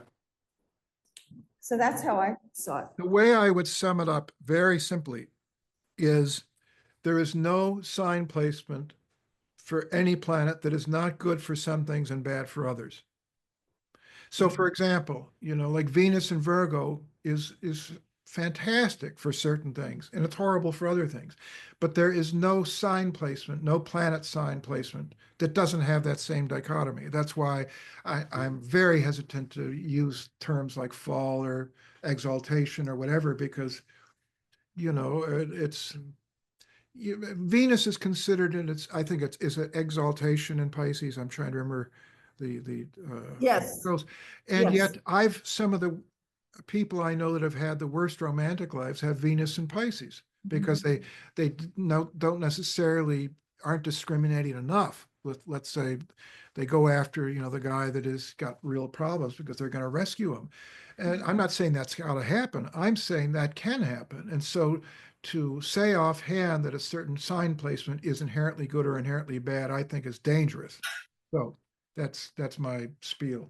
I would say Venus in Virgo would be excellent for artistic craft. I couldn't, what's the last part of that? Artistic craft, Venus in Virgo. It can be, yeah. Yeah. I mean, Great it's- art critic. you think of the most brilliant songwriters probably of the last 50 years had Venus and Virgo. That says a lot about that placement. It's an incredible placement. Yeah, but there's going to be certain problems with it, but there's problems with every placement. Anyway, I'm going to move on here. They were able to craft their art together. Craft, Virgo. Yeah, and they have an eye for detail with their music, there's a certain, and also the other thing with Venus and Virgo, they often express their art through words. So each of those musicians, songwriters that I mentioned have a gift for words. Every one of them. They in effect, they kind of shine. Venus and Pisces tends to be more nonverbal, but Venus and Virgo, like Venus and Gemini, is very verbal. Okay, let me move on here. The other area that I've really it's been a major part of my growth in astrology, and I do want to keep track of the time here. We're good, we're fine. 7:12 or 8:12. What is it? 8:12. Which state are you in? Yeah. We're just an Oh, hour. 8:12 your time. Yes, that's right. Mundane astrology for me, I'm very interested in, how the planets reveal collective socio-cultural patterns. And so for me, I've done a lot of research over the years about outer planet configurations, for example. But one of the distinctions that I have found useful is in my opinion, there are two major kind of categories of mundane astrology. There's more than that, but for my purposes, there's two. One is the great ages, like the age of Aquarius, the age of Taurus, the age of Pisces, etc. And then there are the planetary cycles like Jupiter-Saturn conjunctions, Uranus-Neptune, Pluto-Neptune, Uranus-Pluto in the 1960s and so on, and stelliums, things like that. And those two, I think, go together because I see the planetary cycles as taking place within the context of the ages. So, for instance, the Uranus-Pluto conjunction that occurred in the mid-60s, 65 and 66 is when it was exact. That's very different from a Uranus-Pluto conjunction that happened, let's say, 4,000 years ago in the age of Taurus or whenever that would have been. You know, at the age of, when it happened in the modern high-tech age, for example, on the cusp of Aquarius, which is where we are now, we're straddling the fence between Pisces and Aquarius, that we had this extraordinary explosion of rock and roll music. We had, you know, liberation, we had media explosion, TV, radio, etc. That wouldn't have happened in the age of Taurus. It would have happened in a similar way, archetypally, but not necessarily. So if you want to understand, let's say, what's going to happen under a Uranus-Pluto conjunction 5,000 years from now, you have to understand the age in which it's happening. It's kind of like you can't understand a paragraph in a book without understanding the chapter it's in. And that the chapter is kind of like the great age. And so I've done a lot of study on the great ages. And I do know a lot of my colleagues don't even believe in the great ages. They feel that there's scant evidence for it. I'm quite convinced they really do exist. The vernal point, first moment of spring moving backwards through the constellations. And it seems to me much more than coincidence that the age of Pisces saw our religion, a world religion, grow up based on symbols of fish and fishermen and sacrifice and being persecuted, being tied to nailed to a cross and saving people and rescuing and all this sort of thing. And then we're moving into an age of Aquarius, which now we're seeing a tectonic shift into symbols of technology and outer space and an age of the mind and mentality and computers and so on and so forth, the internet. You know, I suppose a person could stretch and say that's all just, you know, coincidence, but I don't think it is. In any event, in terms of aspects, I want to say a few words about the things that I've really been fascinated by in terms of planetary cycles. Stelliums, I've written a lot about stelliums, lineups of planets, of 4 or more planets in one small sector of the zodiac. And it's a fascinating area of mundane astrology because you'll see these outer planet lineups happen and major tectonics, seismic shifts take place in culture. But these are seed planting times. I've lived through a few of these major aspects over the years. And astrologers, like when I was working for Mountain Astrologer and during the 2000 lineup in Taurus, and people were looking at the week that it became closest and saying, like right after the fact, well, there's not that much that happened, you know, it was kind of disappointing. And that's because major conjunctions, whether it's 2 planets together or 4 or 5 or 6 planets together, like you had in May of 2000 or February of 1962, it's like a new moon quality, so that the effects of that conjunction, the multiple conjunction, that stellium, take place years or months at least, and sometimes years later. Like, and this was in 1524, for example, there was a lineup of planets in Pisces, and scholars around Europe were saying there was going to be a great flood. You know, they took it very literally, you know, Pisces, lineup in Pisces, there's going to be a great flood. And yet there was no flood, and people were thinking, well, astrology is obviously wrong. No, there was a flood, but it wasn't a literal one. It was like in the years that followed was the Protestant Reformation. It was about, I think it was 10 years later that Martin Luther penned the theses on the wall of the church. And all these major cataclysms, religious cataclysms in Europe followed that lineup in Pisces, which is certainly a symbol of the Christian religion, Pisces. And likewise, you had, I remember in the year 2000, that May of 2000, when you had that big lineup in Taurus. And I was looking very carefully at what was going on. And that was the week that Vladimir Putin came into effect. And I wrote in my book, Signs of the Times. I said, it will be very interesting. The book came out in 2002. It'll be very interesting to see what happens in the years ahead with this former KGB agent in terms of his influence on world politics. So again, there's an example of, I think, where you see the long-term impact of these planetary alignments. Or with the, it was Manly Palmer Hall. I'm sure someone else came up with it too, but he made a statement in one of his early writings back in many years ago. One of his astrological texts, he wrote that major stelliums preceded wars. So in 1899, there was a major stellium that preceded the Spanish-American War. In 1914, there was a major stellium that preceded World War I. In 1941, there was a major stellium in Taurus that preceded America's entry into World War II. And so on. There's a lot of examples along that line. So when the one happened in the year 2000, I made a prediction. It didn't come out till right after 9/11, but I said, could it be something with foreign terrorists like Osama bin Laden? And it was a year later. And then you take the stellium that occurred in February of 1962. There were three major, more actually, but three major planetary configurations that made the 60s so wild. And there was the lineup in February of 62 of planets in Aquarius, first 10 days of February. There was the Uranus-Pluto conjunction that became exact in 1965 and 1966, which were the years that the Beatles and Dylan reached their peak, the Beatles with Rubber Soul and Revolver and all that.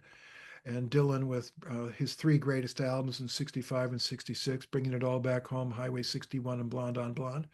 It's almost as though when you have these lineups, I call them stargates. It's almost as though the creative unconscious opens up and people are able to tap into things, ideas for better or worse, like low-hanging fruit. And then the third major configuration in the 60s was the Jupiter conjunction, Uranus conjunction in 1969. I think it was the same week as Neil Armstrong setting foot on the moon.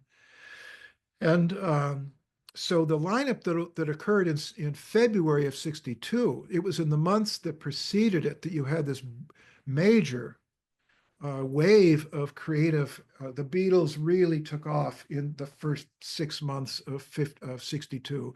The Rolling Stones, the Beach Boys. Dylan signed his first recording contract in the weeks following that February lineup in 62.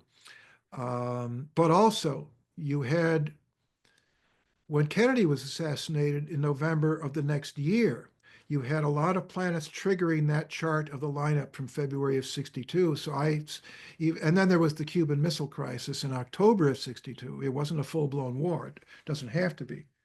But you'll sometimes see there's always some kind of major seismic change that occurs in society after these lineups. And it's not necessarily war. It can be quite positive in terms of creative breakthroughs.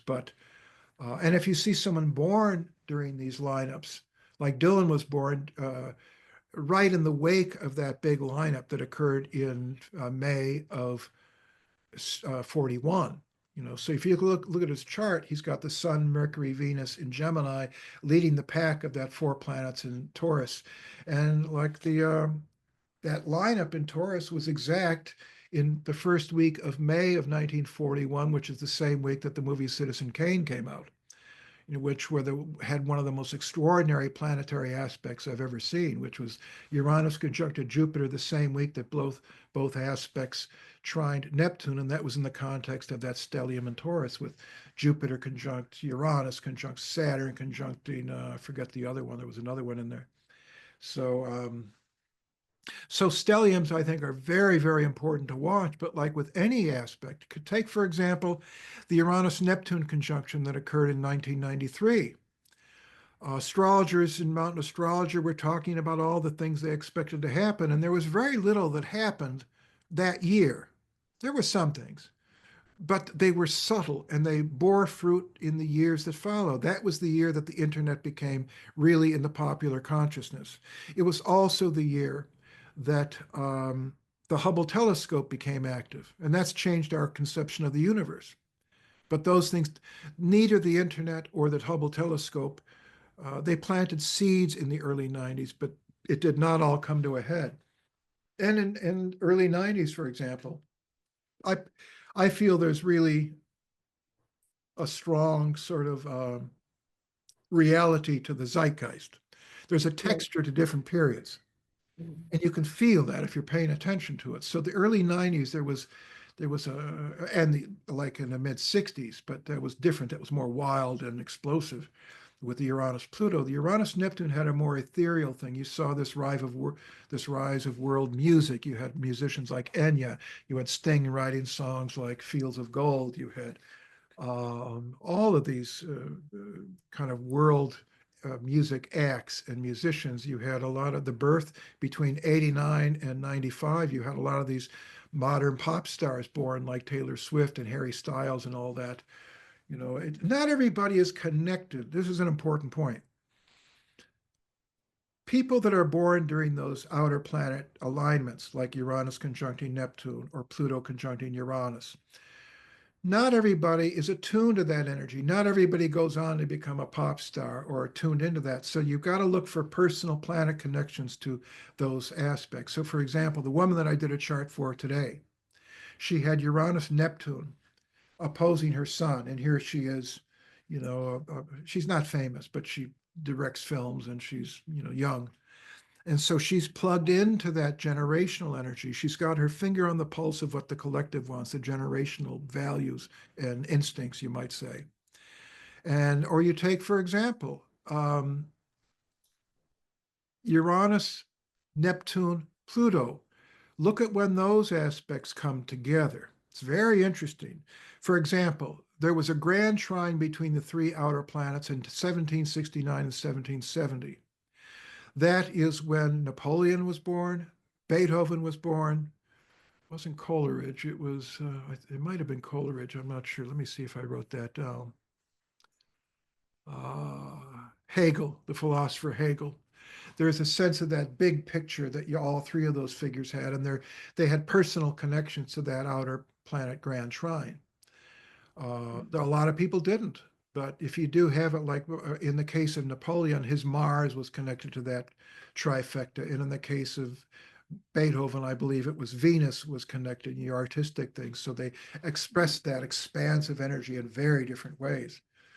But now, do you see any time in history when those two planets were conjunct? And yes, you do. You had those three planets were conjunct in the 6th century BC. So between the decades of, I think it was between 5090 and 5050 BC. It was a period that saw the birth, it was the axial age is the way some philosophers talk about it. I think it was Jasper's. It was a turning point in history when you had the birth of some major religious figures like Buddha and the Taoism arose, Confucius, Jainism, major prophets of the Old Testament and so on. All that happened in that very short time. That won't happen again until I think it's the year 3370, something like that. But you do have, and this is what I want to build up to here, you do have aspects between those planets, and those are very important too. So for instance, this year we have a grand sextile between those two planets. We've got Pluto and Aquarius trining out Uranus in Gemini, and both of those are forming a sextile to Neptune, Saturn in Aries. So this could be a very powerful energy. I don't think it's going to be world changing in the way some astrologers are saying, because you had a similar trifecta happen in 1943 and 45, which was a time that saw the birth of some major cultural figures like George Harrison, Joni Mitchell, Mick Jagger, Jimmy Page, Barbra Streisand, Brian Wilson, Paul McCartney, Jimi Hendrix, Keith Richards. So the seeds were planted for some brilliant music and artistic work and spiritual figures. But it was right in the midst of the time during World War II when you had the death camps in Poland and all this sort of thing. So it didn't cancel out all the negative that was going on at the time. So I think we have to keep things in perspective. But having said that, I do think if you're aware of these energies, and they are, especially if they're forming any aspects in your own chart, you can work with this in terms of creative work, whether it's, painting, music, writing about astrology, meditating, whatever it might be, whatever you consider creative. Did you say something? Somebody sneezed and I said, bless you. Oh, that's okay. So that energy is going to be really kicking in strongly this summer, but it's going to be in effect for quite some time.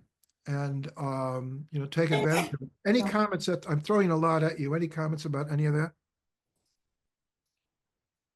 No. How much time do we have left? I Well, think Peter, we I'll were going tell to you. start. Let me tell you, Peter, because I'm running the meeting and it's 8:30, but we're gonna take a little more time for Ray because I think it's important. I was And going to then ask I one will question. open the meeting up as Ray indicates to questions on the floor. you. Yeah, Okay. what I'll do is I'll go for maybe Okay.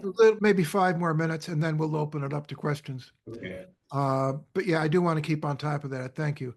The other thing here too is that why is it some people are connected to the outer planets? You'll see someone like Sting who has moon conjunct Neptune.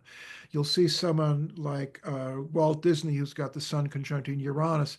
You'll see someone like Mick Jagger who's got sun conjuncting Pluto. That king of the underworld sort of energy of, his whole kind of quasi pseudo satanic sort of thing.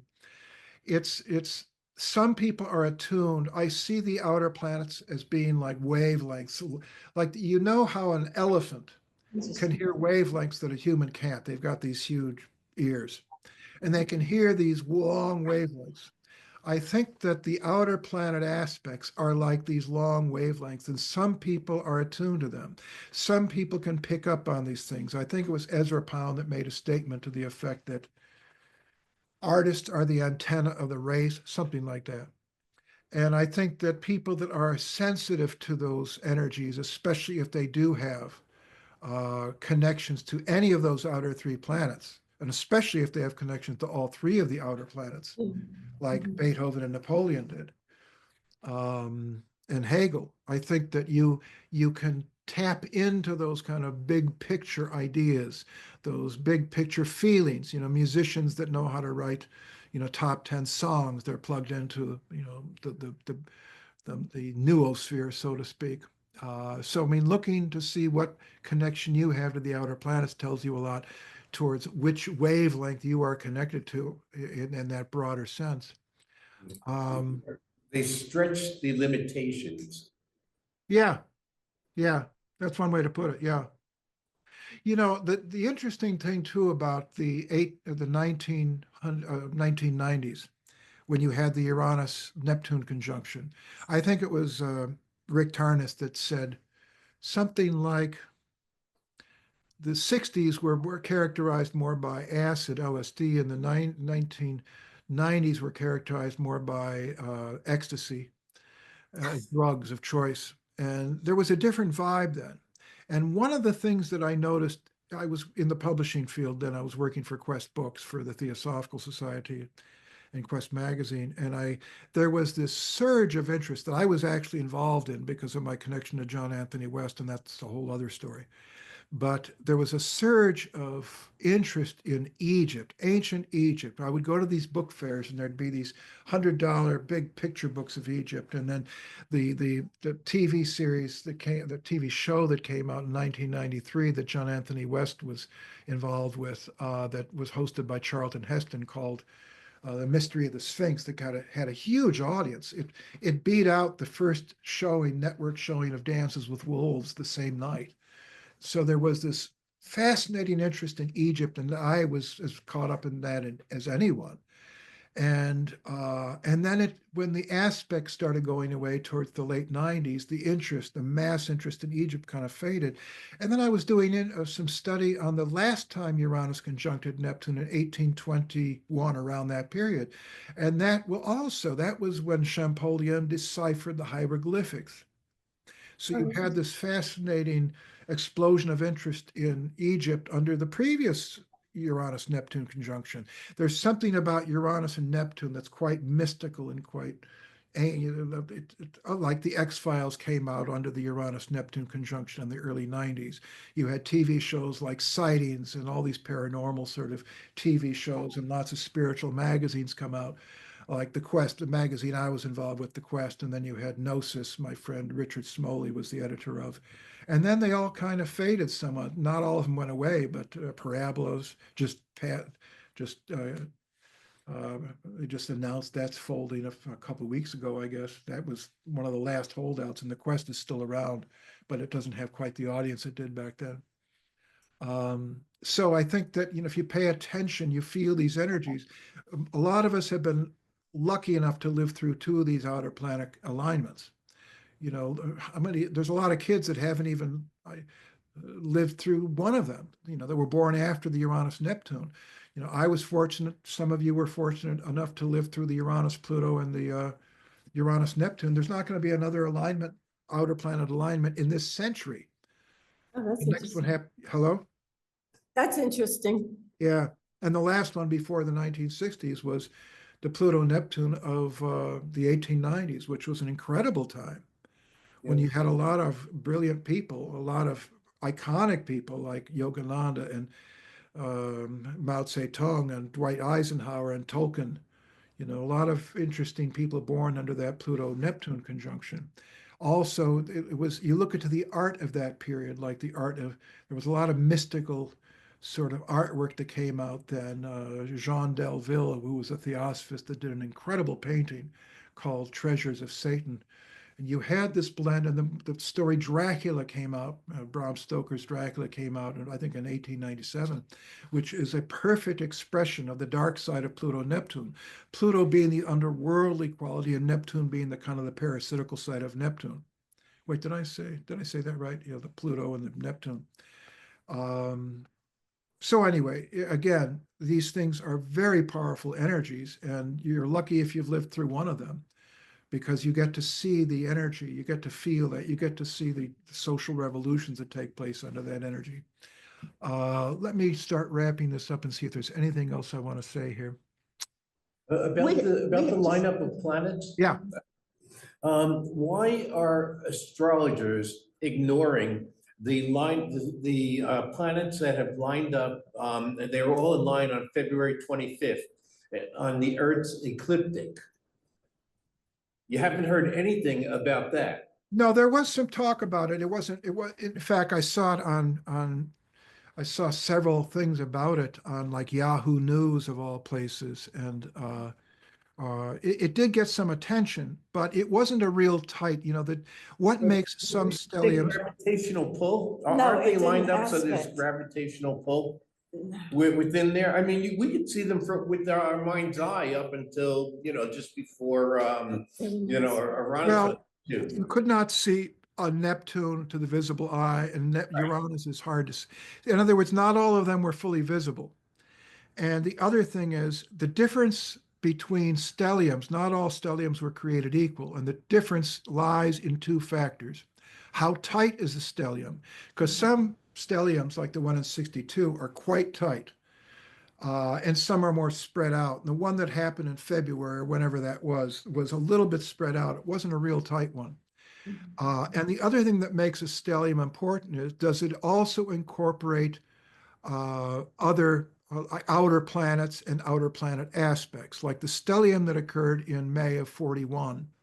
In April and May of 41 did involve like Uranus conjuncting Jupiter, a Saturn conjuncting Jupiter, a Saturn conjuncting Uranus, and so on and so forth, and that extraordinary Uranus-Jupiter trine Neptune. That was a once in a millennium sort of stellium. Then the one that happened in May of 2000 when Putin came into power, that was also quite tight and quite important. That had some outer planets involved, as I recall. So the one that occurred this year was not one of it was important. I mean, if you look at a chart of all the planets, every stellium is important, but some are definitely game changers of a very, a profound sort. Does that address what you're saying? Does it answer for you, Peter? Well, astrologists just aren't really, it's a different type of lineup. We're used to seeing it on a chart, and squares and conjunctions and oppositions but this was a different kind of lineup. And I'm just surprised that, How was it different? it was on the Earth's ecliptic. You mean the declination? By declination, it was. The Yes, declination. Oh, okay. All right. Yeah, no, I think that I hadn't thought of that. That's a good point. I hadn't thought of that part of it. but That means there were like parallels, by declination and maybe some counter parallels. yes, exactly. Okay, well, no, that's a very valid point. I hadn't thought of that. And I normally try to pay attention to parallels and counter parallels and declination, but I hadn't done that in this case. So thank you for pointing that out. I think we're going to be looking at something going forward from here. Well, there's so much. You see, I hear- this is what I'll close with, and then I'll leave it up for Okay. questions. There are, the United States right now is going through 3 major planetary cycles. The Pluto return, which has an effect, I think, a window of at least 10 years on either side. By non-precession correction that became exact in 2022, by precession corrected positioning that was exact in 2024. But it's a wash either way, because we're talking about, it really started probably as early as 2019 and runs up at least through the rest of this decade, in my opinion. Some astrologers don't agree with that, but they're wrong and I'm right. I'm joking. Another planetary cycle, we just finished the Chiron return. The last time that happened was during the Watergate hearings, every 52 years, whatever it is. And the third major planetary return that the United States is going through is the Uranus return, which happens for the United States in, I think, 2027, 2028, but it's happening for the world in 2031. In other words, when Uranus returned to where it was when it was discovered in 1781. So the United States is going through, the word revolution is basically an astronomical term meaning a full cycle. We're going through 3 revolutionary patterns, all within a 10-year span. That's extraordinary. And so no wonder we're seeing so much change take place. And obviously, depending on what side of the aisle you're on, you're going to say, oh, this is really good. The other side's going to say it's really bad. But I don't want to go there. What I do want to say is, regardless of what your political beliefs are, there's no question this is going to be a major change. And only posterity will show whether it's for better or worse, because no change is all good or all bad. It's like the last time there was a Uranus return that occurred for the U.S. I think the last one was 1947. No, it was in the 1944. The world's Uranus return was 1947, right when Roswell happened, by the way. But so we had a lot of things shaking up in the politically and technologically, and a lot of shaking up going on about our involvement in World War II. The previous Uranus return for the U.S. was right around the world Civil War. And so, I've been predicting for quite some time. The article I wrote for Mountain Astrologer back in 2019 about the Pluto return, not even taking into account the other 2 returns, was that there it could be almost like a civil war energy that takes place in the 2020s because of how turbulent this could be with the Pluto return. And anyway, so there's a lot, and then you've got 4 major ingresses taking place. Pluto already moved into Aquarius. Uranus is going to be moving into Gemini, I think, on July 7th. Saturn's going to be going into Aries. I don't know the date of that. And Neptune's going to be going into Aries. I don't know the date of that. 4 ingresses within a short period of time. This is a lot of stuff that's happening. And let's just hope, for everybody's sake, that it's not too violent and it's not too crazy. I think it's going to, like, every major change is great for some people and horrible for others. During the Great Depression, for example, you had lots of millionaires being made, and yet it was horrible for some other people. It all depends on how these things are hitting in your chart, and it all depends on the cultural group you're in and what their chart is like. I think in the US, it's really tricky. It's hard to predict what's going to happen this year because of all these cycles. But what I want to do, I'll close with one quote here. And that is just to kind of say a little bit about something having to do with the spiritual dimensions. I feel that astrology, for astrology to work as well as it does, really does imply some sort of grand intelligence in the world. And I say that for a bunch of reasons. I've gone into this in some of my books. Whether you want to call that God or you want to call that, big mind, like some of the Buddhists do and so on, there's an intricacy to the way charts interact and unfold and the way circumstances converge to make a horoscope work the way it does through transits and progressions and all that. And the events of your life, people coming into your life, events, a car hits your house or something, and things that are out of your control happen and come together. It implies there's some kind of intelligence. And the way I put this in one of my books, I'll read the quote. In order for the diverse events of our lives to be interwoven as intricately and artfully as synchronicity implies, and as systems like astrology empirically demonstrate, there would seem to be a regulating intelligence underlying our world, a central principle that organizes all of its elements like notes in a grand symphony of meaning. Whatever labels or terms one chooses, the phenomenon of synchronicity hints at a coordinating agency of unimaginable scope and subtlety, whereby all the coincidence and correspondences of the world coalesce as if threads in a grand design, and within which our lives are holoscopically nested. Seen in this way, the synchronistic, and I would add astrological, event can be seen as affording us a passing sideways glance as if through a glass darkly into the mind of God.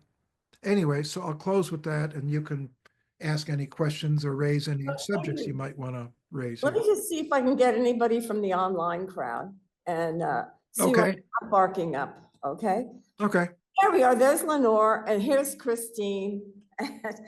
And do you have your mics closed? Can I unblock you? Your mic's blocked? Lenore, can you unblock? Yeah, I'm here now. Okay, Okay. and how about you, Christine? Oh, she may have stepped away. It's Okay. funny, Christine and I are Geminis also, Ray. Okay. Yeah, I find this lecture very fascinating. And for me, the outer planets have been doing a number. I'm a 6-degree Gemini sun, 4-degree Libra moon, 29 Aries rising. So I've been knocked by Pluto, and it's, my South Node is conjunct my 29 Aries rising. And I'm just waiting to see what, these outer planets are going to finish. I'm feeling Pluto now trining my moon.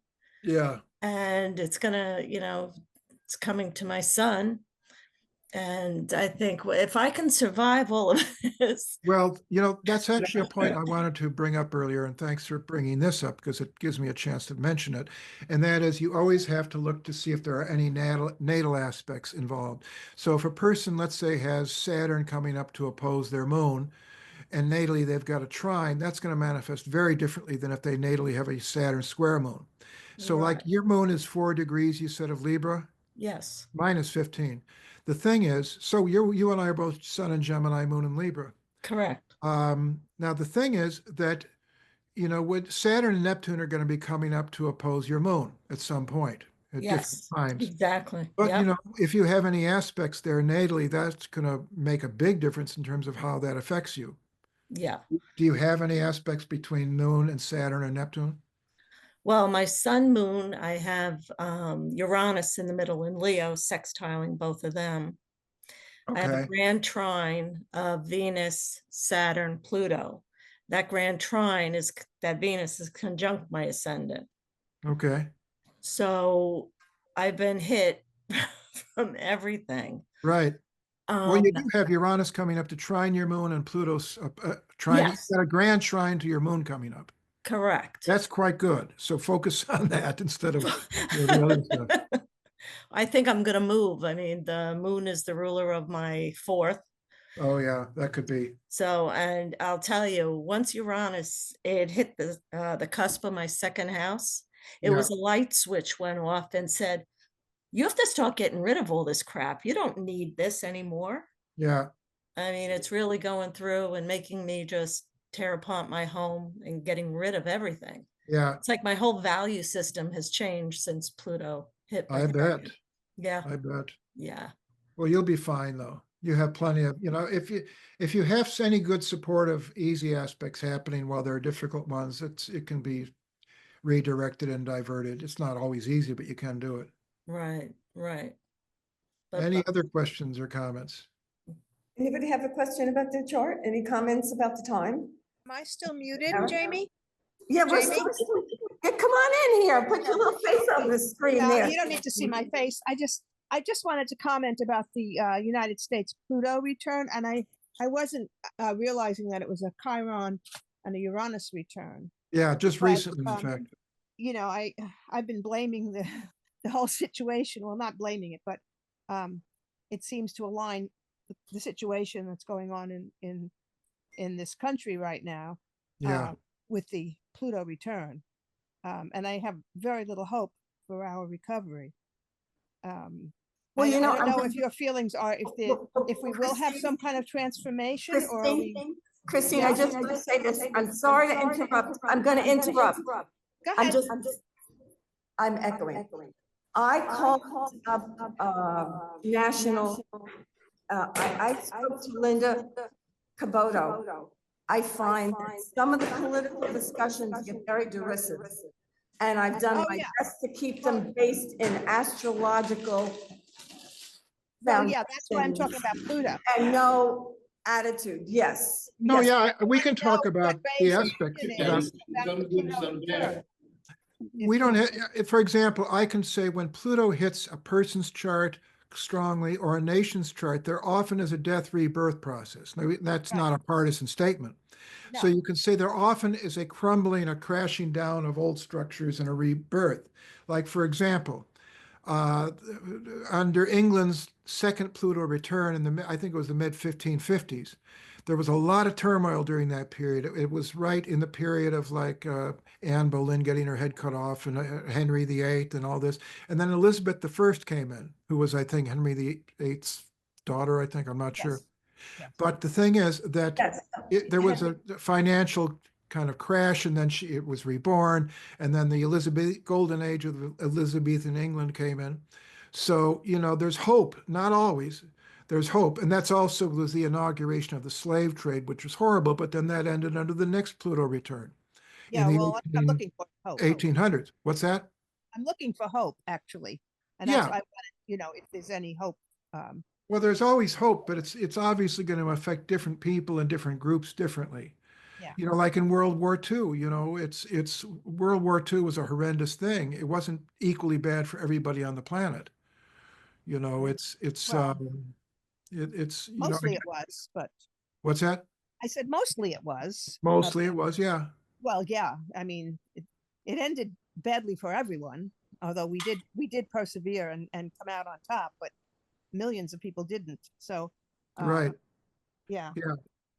Well, we'll just stay tuned and see what happens, but I have Any very- other comments or questions? I tend to think of Pluto as a reconstruction. If you're doing construction on your home, first you have to break down what you want to fix, and Yeah. then comes the rehabilitation and the repairs and the new Right. structure. My impression of Pluto is like the Phoenix rising. I Yeah. definitely believe there is the Phoenix rising, that out of the ashes, out of total chaos and destruction, this Phoenix is waiting to rise, and it will rise. Occasionally, it doesn't, like with the second Pluto return for Rome, ancient Rome. It did not survive the second Pluto return, but England did. England has had 3 Pluto returns. So I take some, consolation in that fact that it went through difficulty each of those times, but it came out. So I have to be optimistic that the U.S. is going to come out of these 3 returns. But it's going to look very different 10 years from now. than Yes. Now. Yes. And Jamie, your interpretation matches with the Scorpion symbolism. Yes. Well, Yes. my interpretation comes from my very personal psychic insight or Right, experiences with the Phoenix rising. right. I definitely believe it's, the Egyptians built the temple at Hathor, I believe, and they had a house within the temple that housed the Phoenix rising, which was either a very mystical concept or a very real manifestation of a mystical concept. I am not going to differentiate. I'm going to think that it's a concept we can all be in touch with, and we Yeah, can all rebuild from whatever collapses. Can we, some words of wisdom about Neptune in Aries and then Pluto in Aquarius? I would just like to ask, on that same line of questioning, do you have any thoughts about the aviation problems we've had in the United States and Pluto ingress into Aquarius? I've been thinking about that, and I'm not up there. Those are two questions, actually three. What I'll do is let me address it like this. Pluto in Aquarius, I think, is the power of the collective. It's the power of the group. There's a cartoon from 100 years ago that someone posted on Facebook, and I used it quite a bit talking on this Pluto in Aquarius. It shows on the surface, you have all these rich people living it up, and underneath the floor are all these workers, and there's a fist coming up through the floor. It's like the rising up of the masses, you might say. Now, that can be mob mentality. That can also be a good sort of, constructive thing. I never see these things as all one way or the other. It's always going to be a combination of good and bad, in my opinion. So I think whereas Pluto and Leo is like Mick Jagger on stage, it's the kind of the individual star shining before, the masses. It's like the top of the pyramid, whereas Pluto in Aquarius is from the bottom up. It's the masses. It's also, I think, we've seen some major developments in the UFO field. I think that there could be, along with the Uranus return coming up in 2031, I think we're going to see increasing emphasis on extraterrestrials and non-human intelligences and contact with other races, and that I think that's a big part of the Aquarian age. And I think that's building up momentum in the coming years. And Pluto in Aquarius, right after it moved into Aquarius, you had these whistleblowers coming out and testifying in Congress. Now, I also think that the Pluto in Aquarius is aviation. So I think that that's part of the reason that we've had these aviation accidents, combined with the fact that we're coming gradually up to the Uranus return of the U.S. But it's happening worldwide. I don't know what to make of. It's certainly a powerful symbol, all of these aviation problems. I'm still thinking about that. I'm not sure what to think.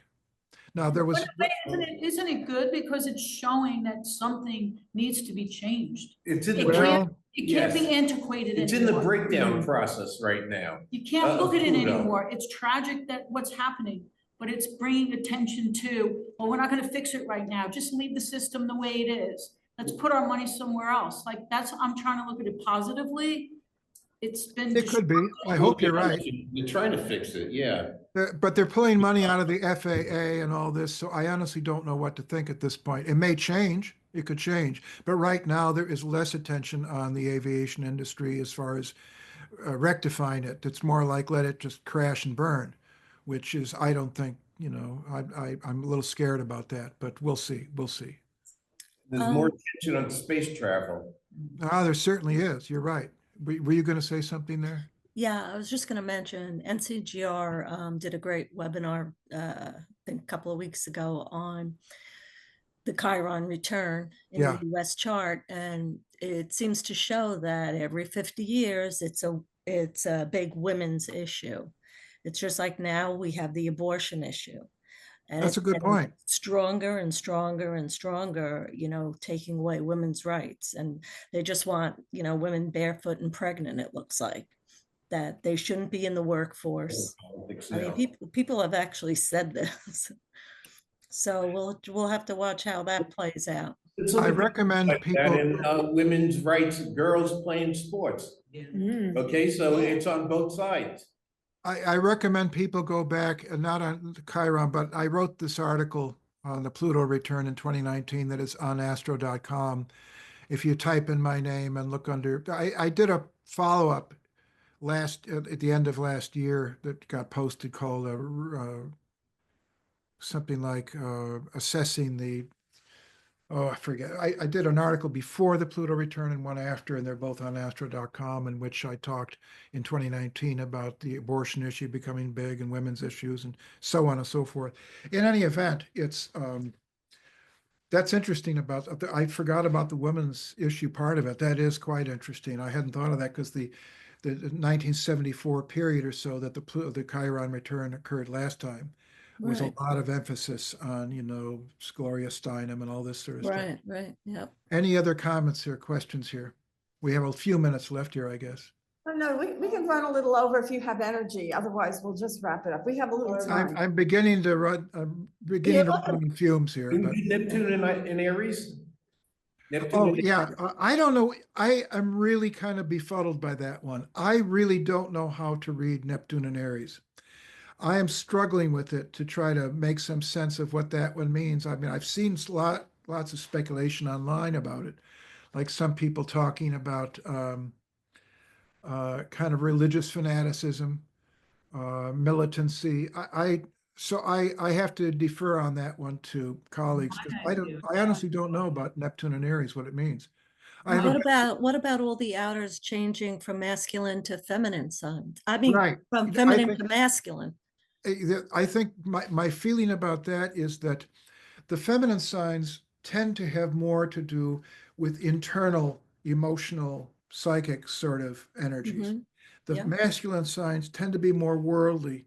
And I think that amplifies what's already being indicated by all the other factors, which is a lot of changes in the visible world as far as society, social values, governmental structures, and so on and so forth. Okay, Also, the fact that the Pluto is in Aquarius and the Uranus return is coming up, I think there's a lot of emphasis on space travel and outer space and, the NHI, non-human intelligence and discovery of life, like the notice that came out today online about possible life forms, yes, signatures of biological life on a distant planet.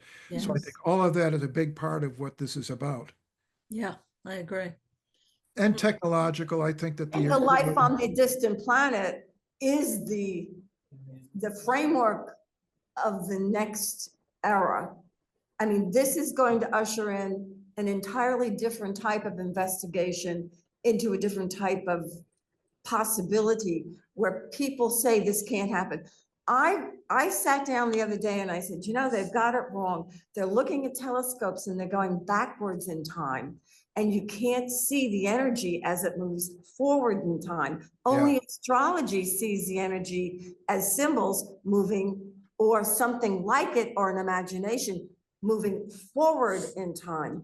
So I sat down to talk to somebody who had a pretty big physics background, and they said, yes, this is exactly what physics has been talking about for about 25 years or so.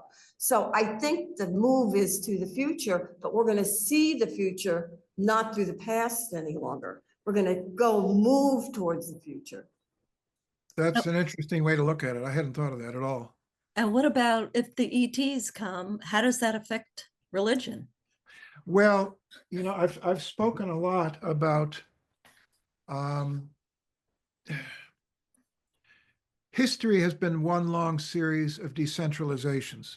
Copernicus decentralized this world. We used to think that the Earth was the center, and now we Right. think so. Freud decentralized the ego. The ego isn't the center of psychic life. Darwin decentralized humanity as the pinnacle of the world. Edwin Hubble decentralized our galaxy. Mhm. Einstein decentralized, we no longer have a sense of a universal time frame.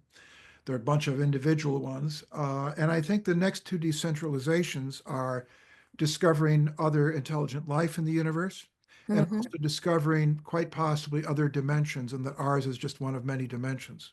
Oh, I'm in. Correct. So I think agree. the age of Aquarius is definitely, and you look to the polarity of Leo to Aquarius. Leo is the heart, and that's the centralizing of blood in the body, whereas Aquarius is the arterial distribution of blood. It's the decentralization. I think the age of Aquarius is an age of decentralization. And I think that is going to manifest on many different levels. Democracy is decentralized governance. It's no longer one ruler, although that could change any day now at the rate it's going. Forgive me, I'm sorry. Okay. I It's a- agree. But I actually, no, it's okay. I have no problem with that. I don't have a But- problem with people's attitudes or energies or anything. but I do think When it's dissension. opposite yours, when it's with yours, you're fine, it's okay. democracy is a Well, that's classic you're not. Aquarius development because it is, and the separation of powers, the judiciary, the executive, and the legislative. I can't think straight right now. Yeah. So this decentralized principle, as now Uranus goes into Gemini and Pluto is already in Aquarius, I think we're seeing that. And it could also relate to the breakup of the federal government, which is seeming to take place before our eyes. So there's a lot of ways. And decentralization isn't in itself good or bad. It's, it's like the separation of powers, I think, is basically a good thing. But, anyway. How do you think it's going to affect religion? Oh, I think that it's going to force people to have to reorient in terms of people that are fundamentalists and Right. think that their religion governs all reality Right. when they suddenly have, the little gray Yeah. aliens come down and say, Yes. we've got our own religion or That's whatever. very fun. Yeah. I think it's going to force a decentralization. I'm sorry, on that same topic, we have people who are based totally in science and not spiritual at all. I think they will have to give up and come somewhere towards the center, like you're speaking. I agree. Yeah. Well, the problem with sides giving up Yeah. Yes. is that nobody wants to give up. And a Right. person has to have an epiphany within. Mhm. I'm not sure most scientists will tell you there's no God. They're No. going to say there's an No, I educational didn't rationale. speak about scientists. Most scientists, I think, would agree that there is a spiritual energy that they can. Then I must have misheard you. I Yeah, thought you I did mean, mention people who scientists. just want to, they always say, what's the science? You'll hear this generation say it all the time. What's the science? What's the science? And Yeah. then Okay, they that's have valid. no, Yeah, okay. no respect for anything spiritual. Oh, that's without- interesting. Yeah. There are some very brilliant scientists that are talking in religious terms now. I can't remember the name of the one that I just read, but there's some very interesting intersections between science and spirituality taking place, especially now with the telepathy tapes, which I know is very controversial, but I think it's quite an important movement. I really need to wrap up. My voice is starting to come out here.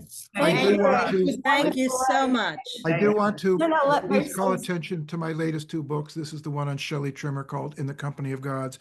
And this is the one that I did for Margaret at Wessex Astrologer called So What Am I Doing Here Anyway? So if you get a chance, I hope you'll check those out. Oh, thank you, Ray.